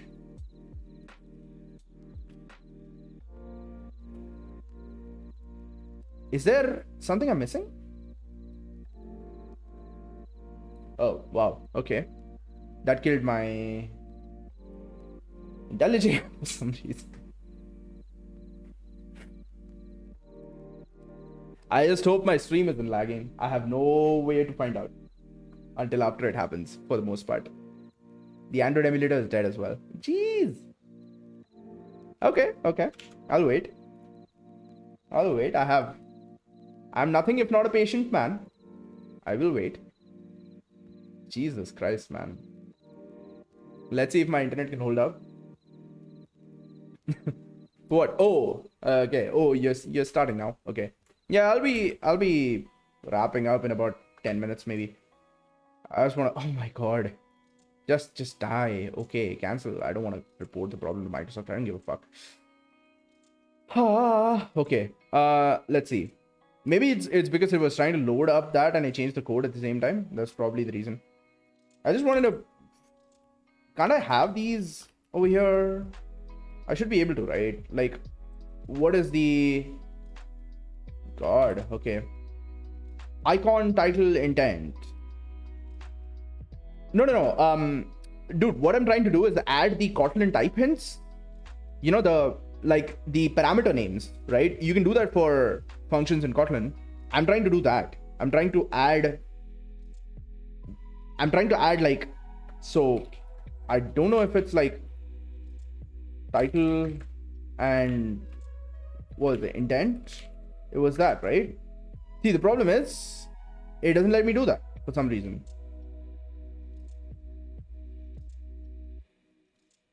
Int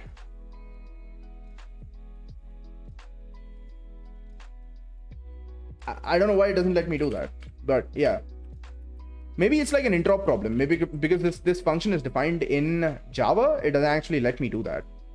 I was just trying to add the Kotlin type hints, man, so it becomes a little bit easier to read.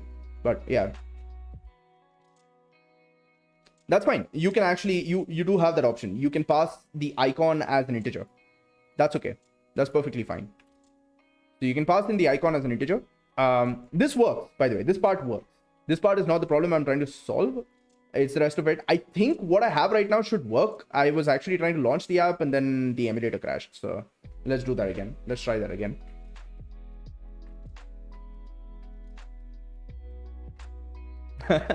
That part works.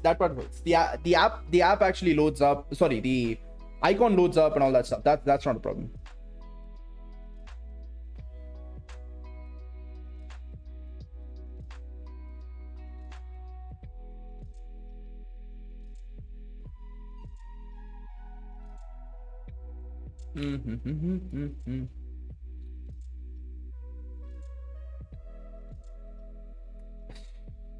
Christ.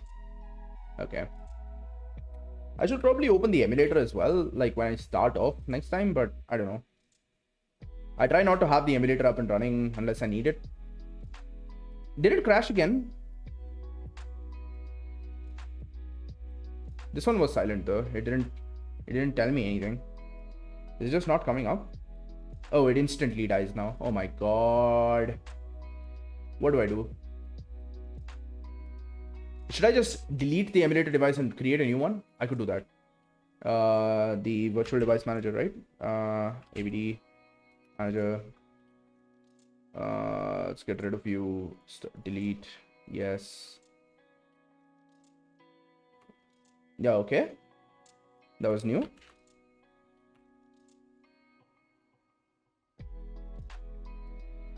I don't even know what's happening, man. Okay, Pixel 2, next. Let's put it on 28. It's okay. Next. Portrait landscape, advanced settings. I think I changed something here. Cold boot, quick boot. No, I don't think I changed any of that stuff. Memory and storage. I don't think I want to give it like 2 GB of RAM. Jeez, that's a lot. Let's make that 1024. 1 GB should be fairly sufficient for what we're trying to do. Oh, really? Fuck you. Alright, okay. It has to be 2 GB at least. Alright, we can't reduce it. That sucks. 2 GB, alright, cool. Nice, it actually updated itself. Enable device frame, Pixel 2, hide advanced settings, something. So we don't really have to change anything. Network. We don't really need the network, but it's okay. For now, we'll keep it. Virtual scene, portrait, blah, blah, blah. Finish. Create this down ABD. Let's start it up.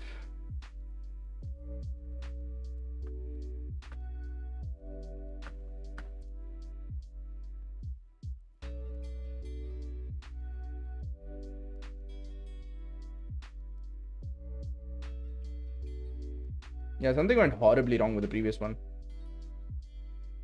I don't know what. Maybe we should start this one up properly and then, yeah. And then launch the app.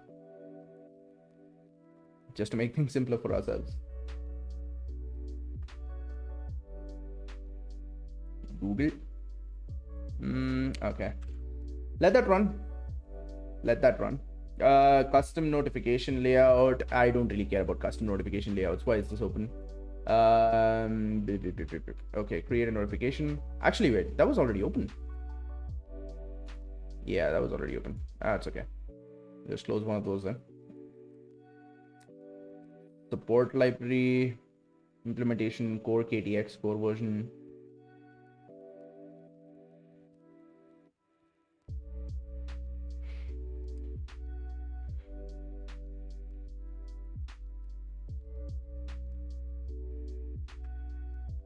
Do we have that, by the way?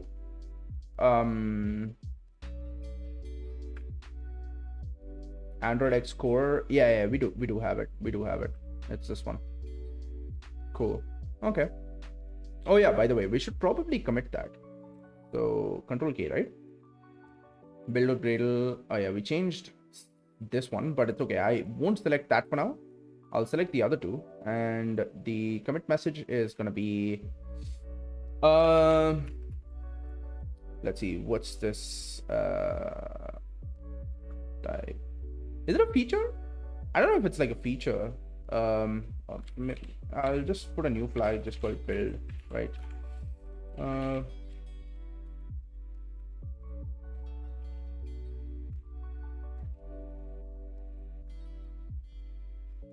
Right, so let's do that. Let's commit that.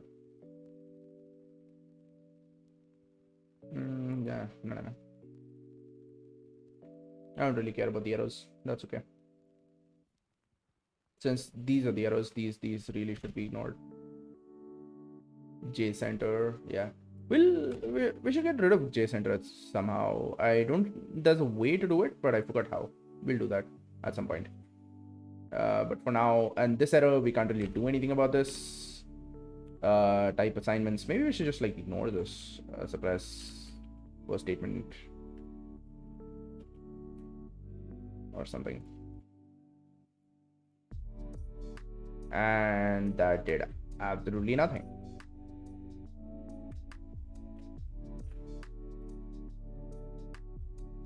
Oh, actually did nothing. Literally worthless. All right. Cool. Doesn't matter. So let's go back here. Let's try loading this up. Let's see if this comment thing works, right? So if this works, I will cry because I've been trying to like solve this for a while now. Maybe I was just using the wrong key the entire time, which is completely possible. I could have gotten that by just by putting a debug pointer and checking out the values of remote input results. It's totally possible that I was just doing it wrong. Let's allow this. All right, let's send it back. And now let us send ourselves an SMS, which I think we've hard-coded at this point using SMS parser. No, not net. So in whatever uses SMS parser, which is the SMS listener, this is the regex pattern. We should send ourselves an SMS which contains this. So the way we do that is by going here, going to open. Come on. All right. Going to cellular. No. Going to phone. Going to this. Pasting this. Changing this to the amounts that we want, which in this case is going to be 1 to 3.45. At seller, it doesn't matter what that is, and this should be all right. So we need to make sure that this is like a legit date, right? So all right, so we need like, okay, so I can do 7 AUG 2021, right? So yeah, so 7 AUG 2021. All right, available credit limit is rupees blah blah blah, so 420.69, and we send ourselves this message and we should be able to see that. There we go. Fantastic. And if we comment hi, hello, this is a comment, we should be able to open up the app, and the app should be having, of course, the problem is this doesn't sort of self-clear, which is a little bit of an issue for us. Oh my fucking god, it works.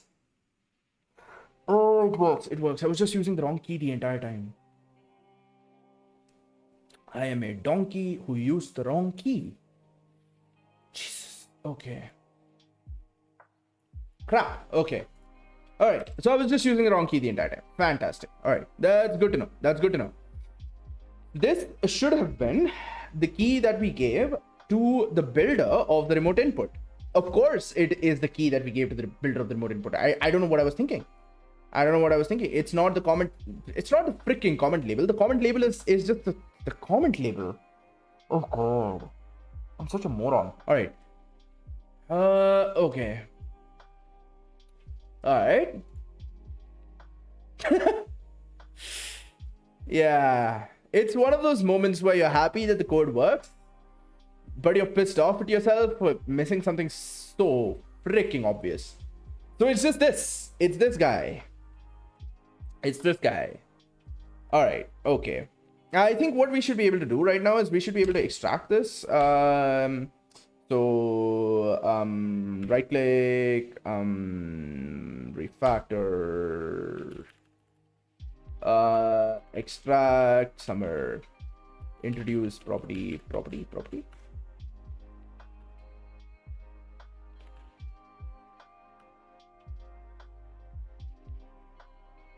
No, that's not. God damn it. That's not what I was trying to do. All right, fine, whatever. Control X. Go here, paste, call this const val, and of course it screams at me, and let's move that to the companion object. So there should be a companion object which has comment key. Let's make that. Can I make you?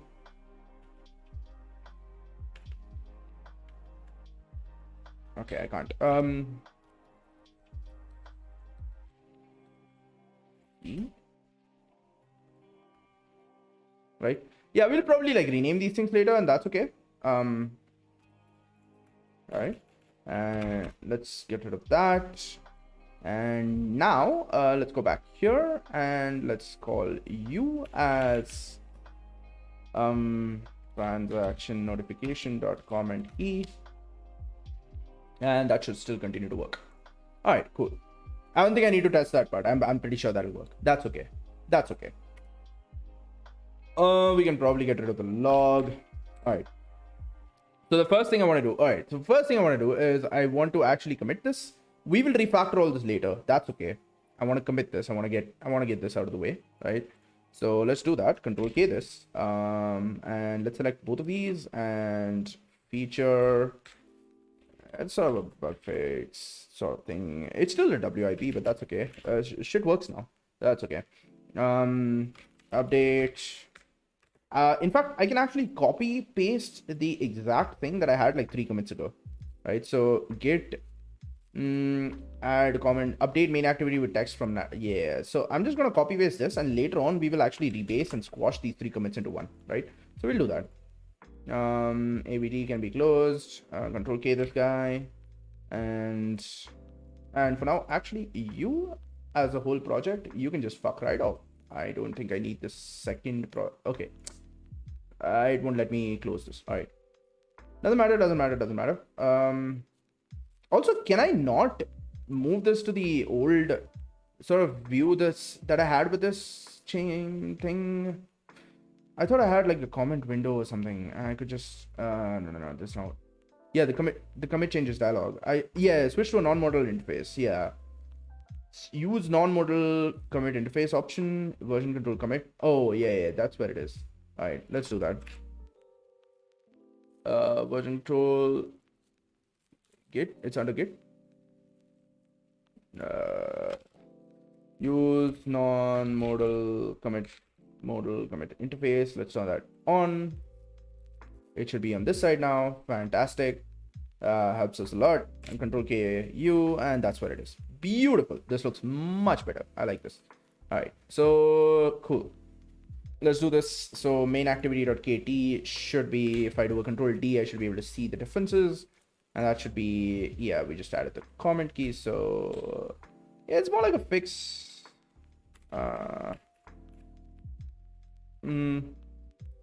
Update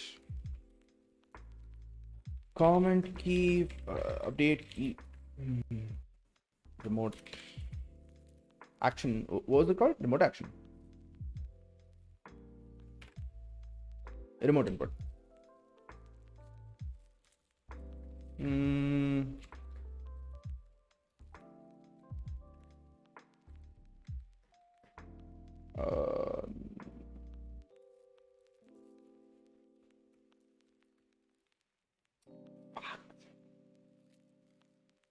All right. In fact, let's just delete that. Use the main activity. All right. Cool. And we don't actually need like a body or a motivation for this. I think we're pretty good. Let's just commit that. Committing. Fantastico. All right. Cool. So the next thing I wanted to do was okay. So now that we've done this and we sort of have this working. Hi, hello. And I think like if I wait, so if I update this, will it update over there? No. It only does it for a new comment. What if I do this again now? What about now? It opens it. Oh, that's not potentially what I want. I want this to dismiss. How do I dismiss this comment? I thought I did that. In the main activity, once it's written, we canceled the notification. Cancel a previously shown notification. That's not what we want. How do we dismiss the comment? From this, cancel notification ID. Does cancel return anything? Void. Doesn't return anything. Dot. Remove. Dismiss. No. Cancel. Wait, maybe the notification ID is wrong. Intent to get extra transaction notification ID default value 0. Maybe we should log that. Can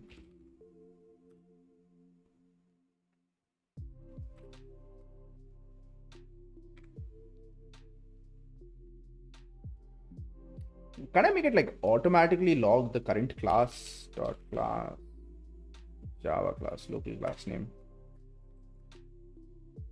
Message string is gonna be right. So let's do that. Or more like let's use a template string, right?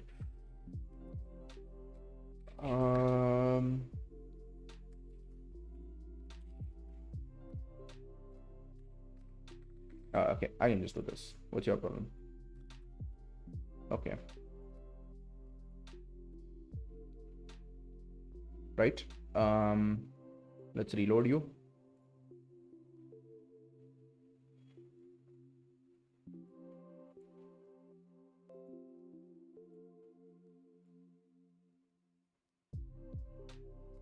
Okay, so it says hello world. Let's close that.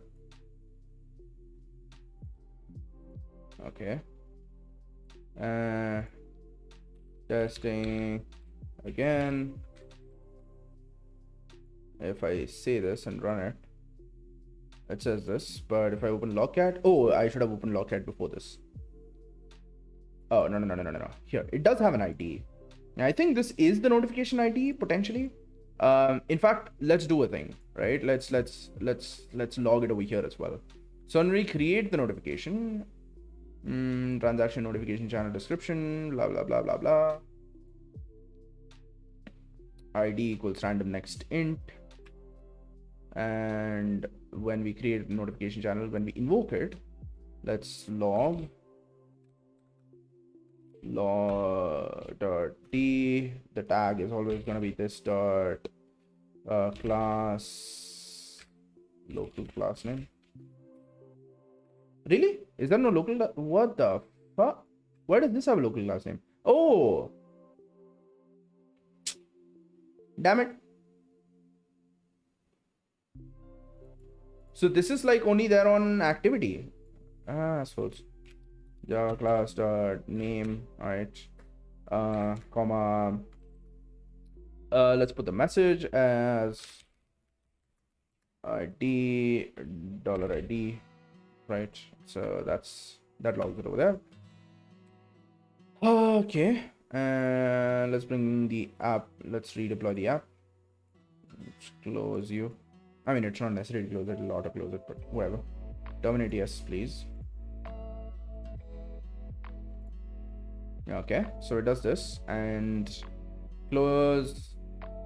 So we need to send a message for us to be able to see it. It didn't send a message. What? What on earth?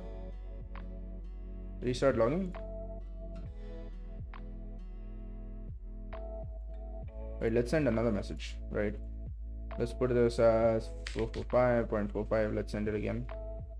445.45. We have this now, but we didn't see the log. Why didn't we see the log? Oh, there's a regex on that. I see, that's why.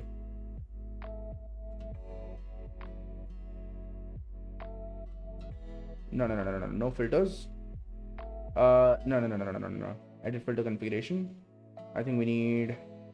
Let's put the log tags. Oh, I see the problem. I should probably use the same tag then.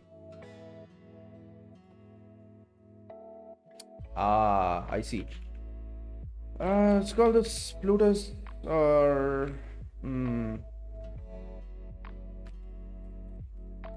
Okay, let's put it that way, right? And notification ID. This is gonna be. Okay, let's just. How do we stop the logging? Just delete everything. Ah, fuck. Main activity.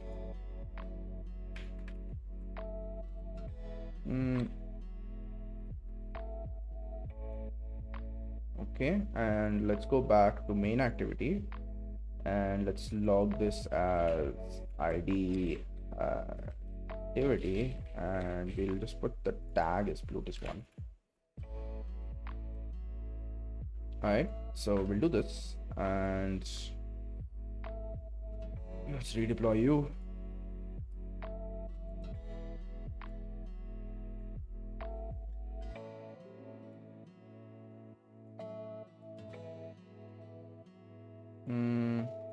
Let's clear all notifications.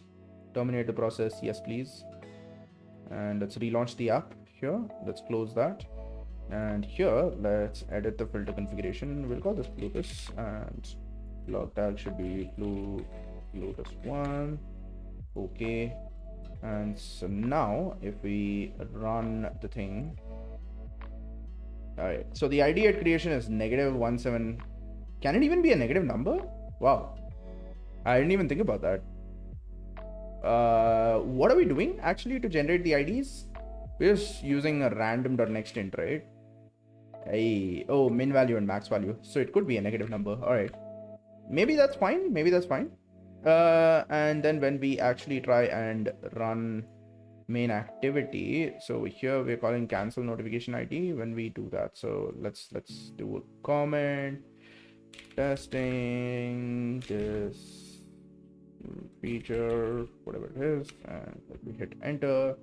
ID at activity is the same thing, so it is actually getting the same thing and it's trying to cancel that, but for some reason it doesn't disappear. Okay, why is that, right? Android dismiss notification programmatically. Cancel the status bar notification. Dot cancel. Bitch, that's what I did. That's literally what I did. Why is this not working?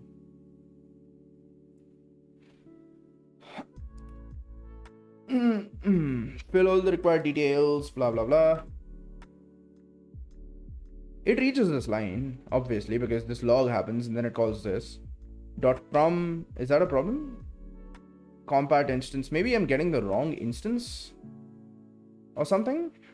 That doesn't make sense, right? Like, it needs a context, and the only context I have in the main activity is really this, right? To use this class, call the static function from to get a notification manager compat object, and then call one of its methods to post to cancel notifications. What's going on? What on earth is going on? So it's not actually going to the default value. It is getting the same ID. The ID is correct. But when we call cancel, it doesn't work. Why? Why does cancel not work? Why does it not dismiss, get rid of the notification? Android notification cancel not working.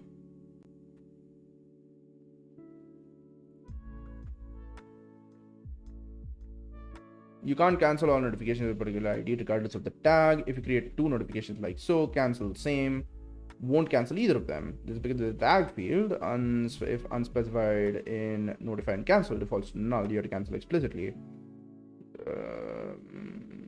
To cancel these two notifications, you call tag 1 same ID, tag 2 same ID. Is there a tag that we're using to notify initially?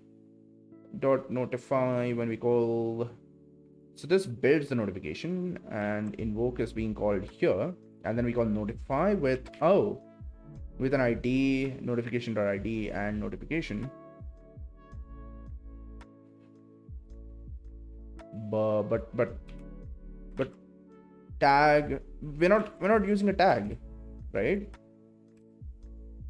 There is a tag, but we're not using a tag, so that should be fine.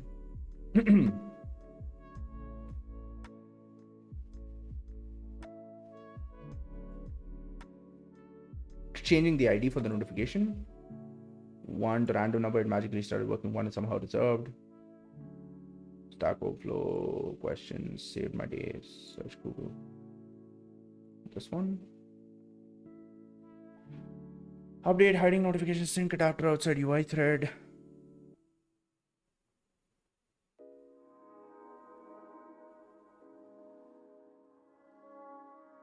Erase condition.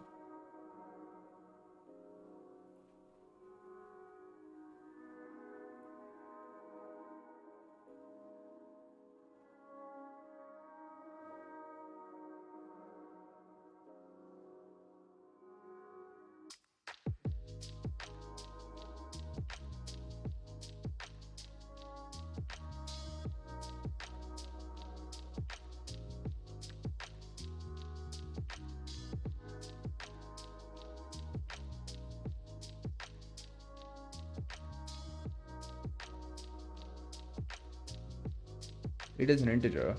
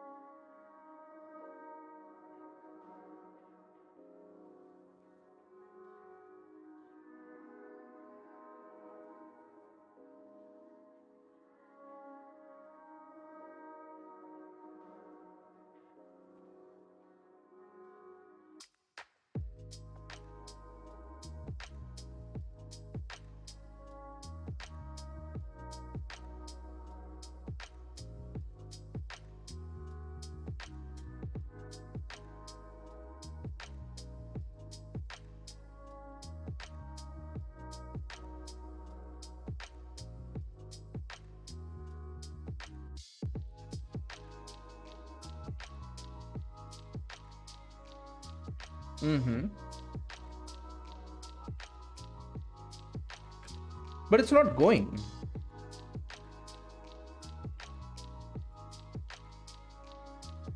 It should have been dismissed, but it's not. Right? Like if I update this again,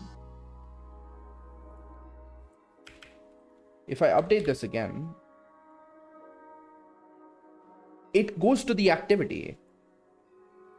And then this feature doesn't disappear. Android cancel reply notification.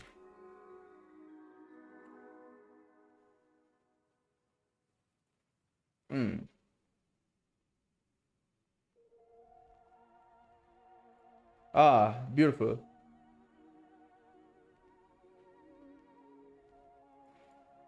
Yes.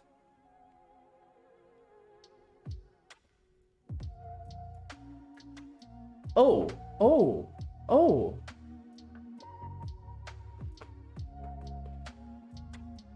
User enters the text and clicks. We need to update the notification UI to use set timeout after.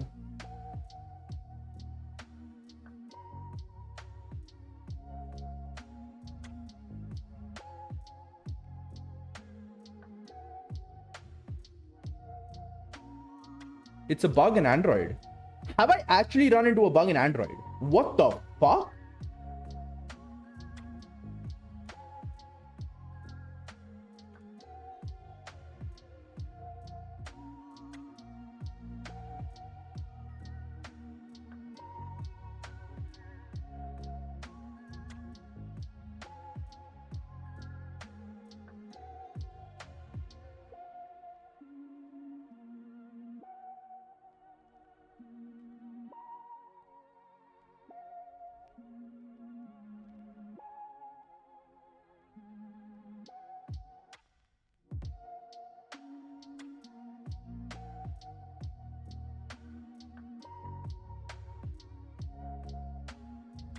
Update notification. Val notification compat.builder, set small icon, set timeout after 1.build. And then, so you use the same ID, is it?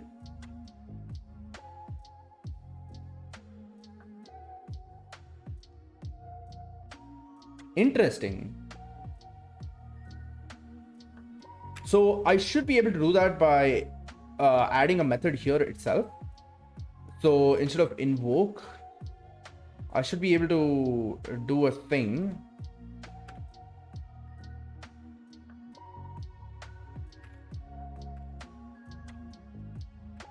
Do I have a context in here? I have a context in the notification channel. And okay, I do have a context in here. All right. This context though is basically, where is it getting created? The constructor is being called only over here. Transaction notification given the context of this is getting the context of on receive context. So on receive receives what context? Description copied from broadcast receiver. I should probably end my stream. Oh, it's been going on for a lot longer than I thought it would. All right, cool. Okay, I will actually continue this tomorrow. This is pretty interesting though. This is pretty interesting. I'm trying to figure out how to dismiss this notification that I'm actually looking at, and it's not working. And I might have run into an Android bug, which is freaking fantastic. Really, it's an ugly workaround, but I think it can be done this way. It seems like it's doable. So all we are doing is using the same notification ID, replacing it with a new notification that has a timeout of 1. Ah, okay. So that gets rid of the notification. I guess that's doable. That's doable. That's doable. Sort of. Kind of, I think. Okay. Cool. We will try that. We will see how we can actually architect the code to do that next time. I think potentially for now, let me just like host somebody. Raid. Is Time Lord online? He is online. Cool. All right. So I'll catch you guys in the next one. As usual, exclamation point Discord. I'm just raiding drunk Time Lord now, because he's live. And yeah, that should be it from me. Exclamation point Discord in the chat. That's where I generally go live. It's this link right here. But yeah, cool. That's about it. See you.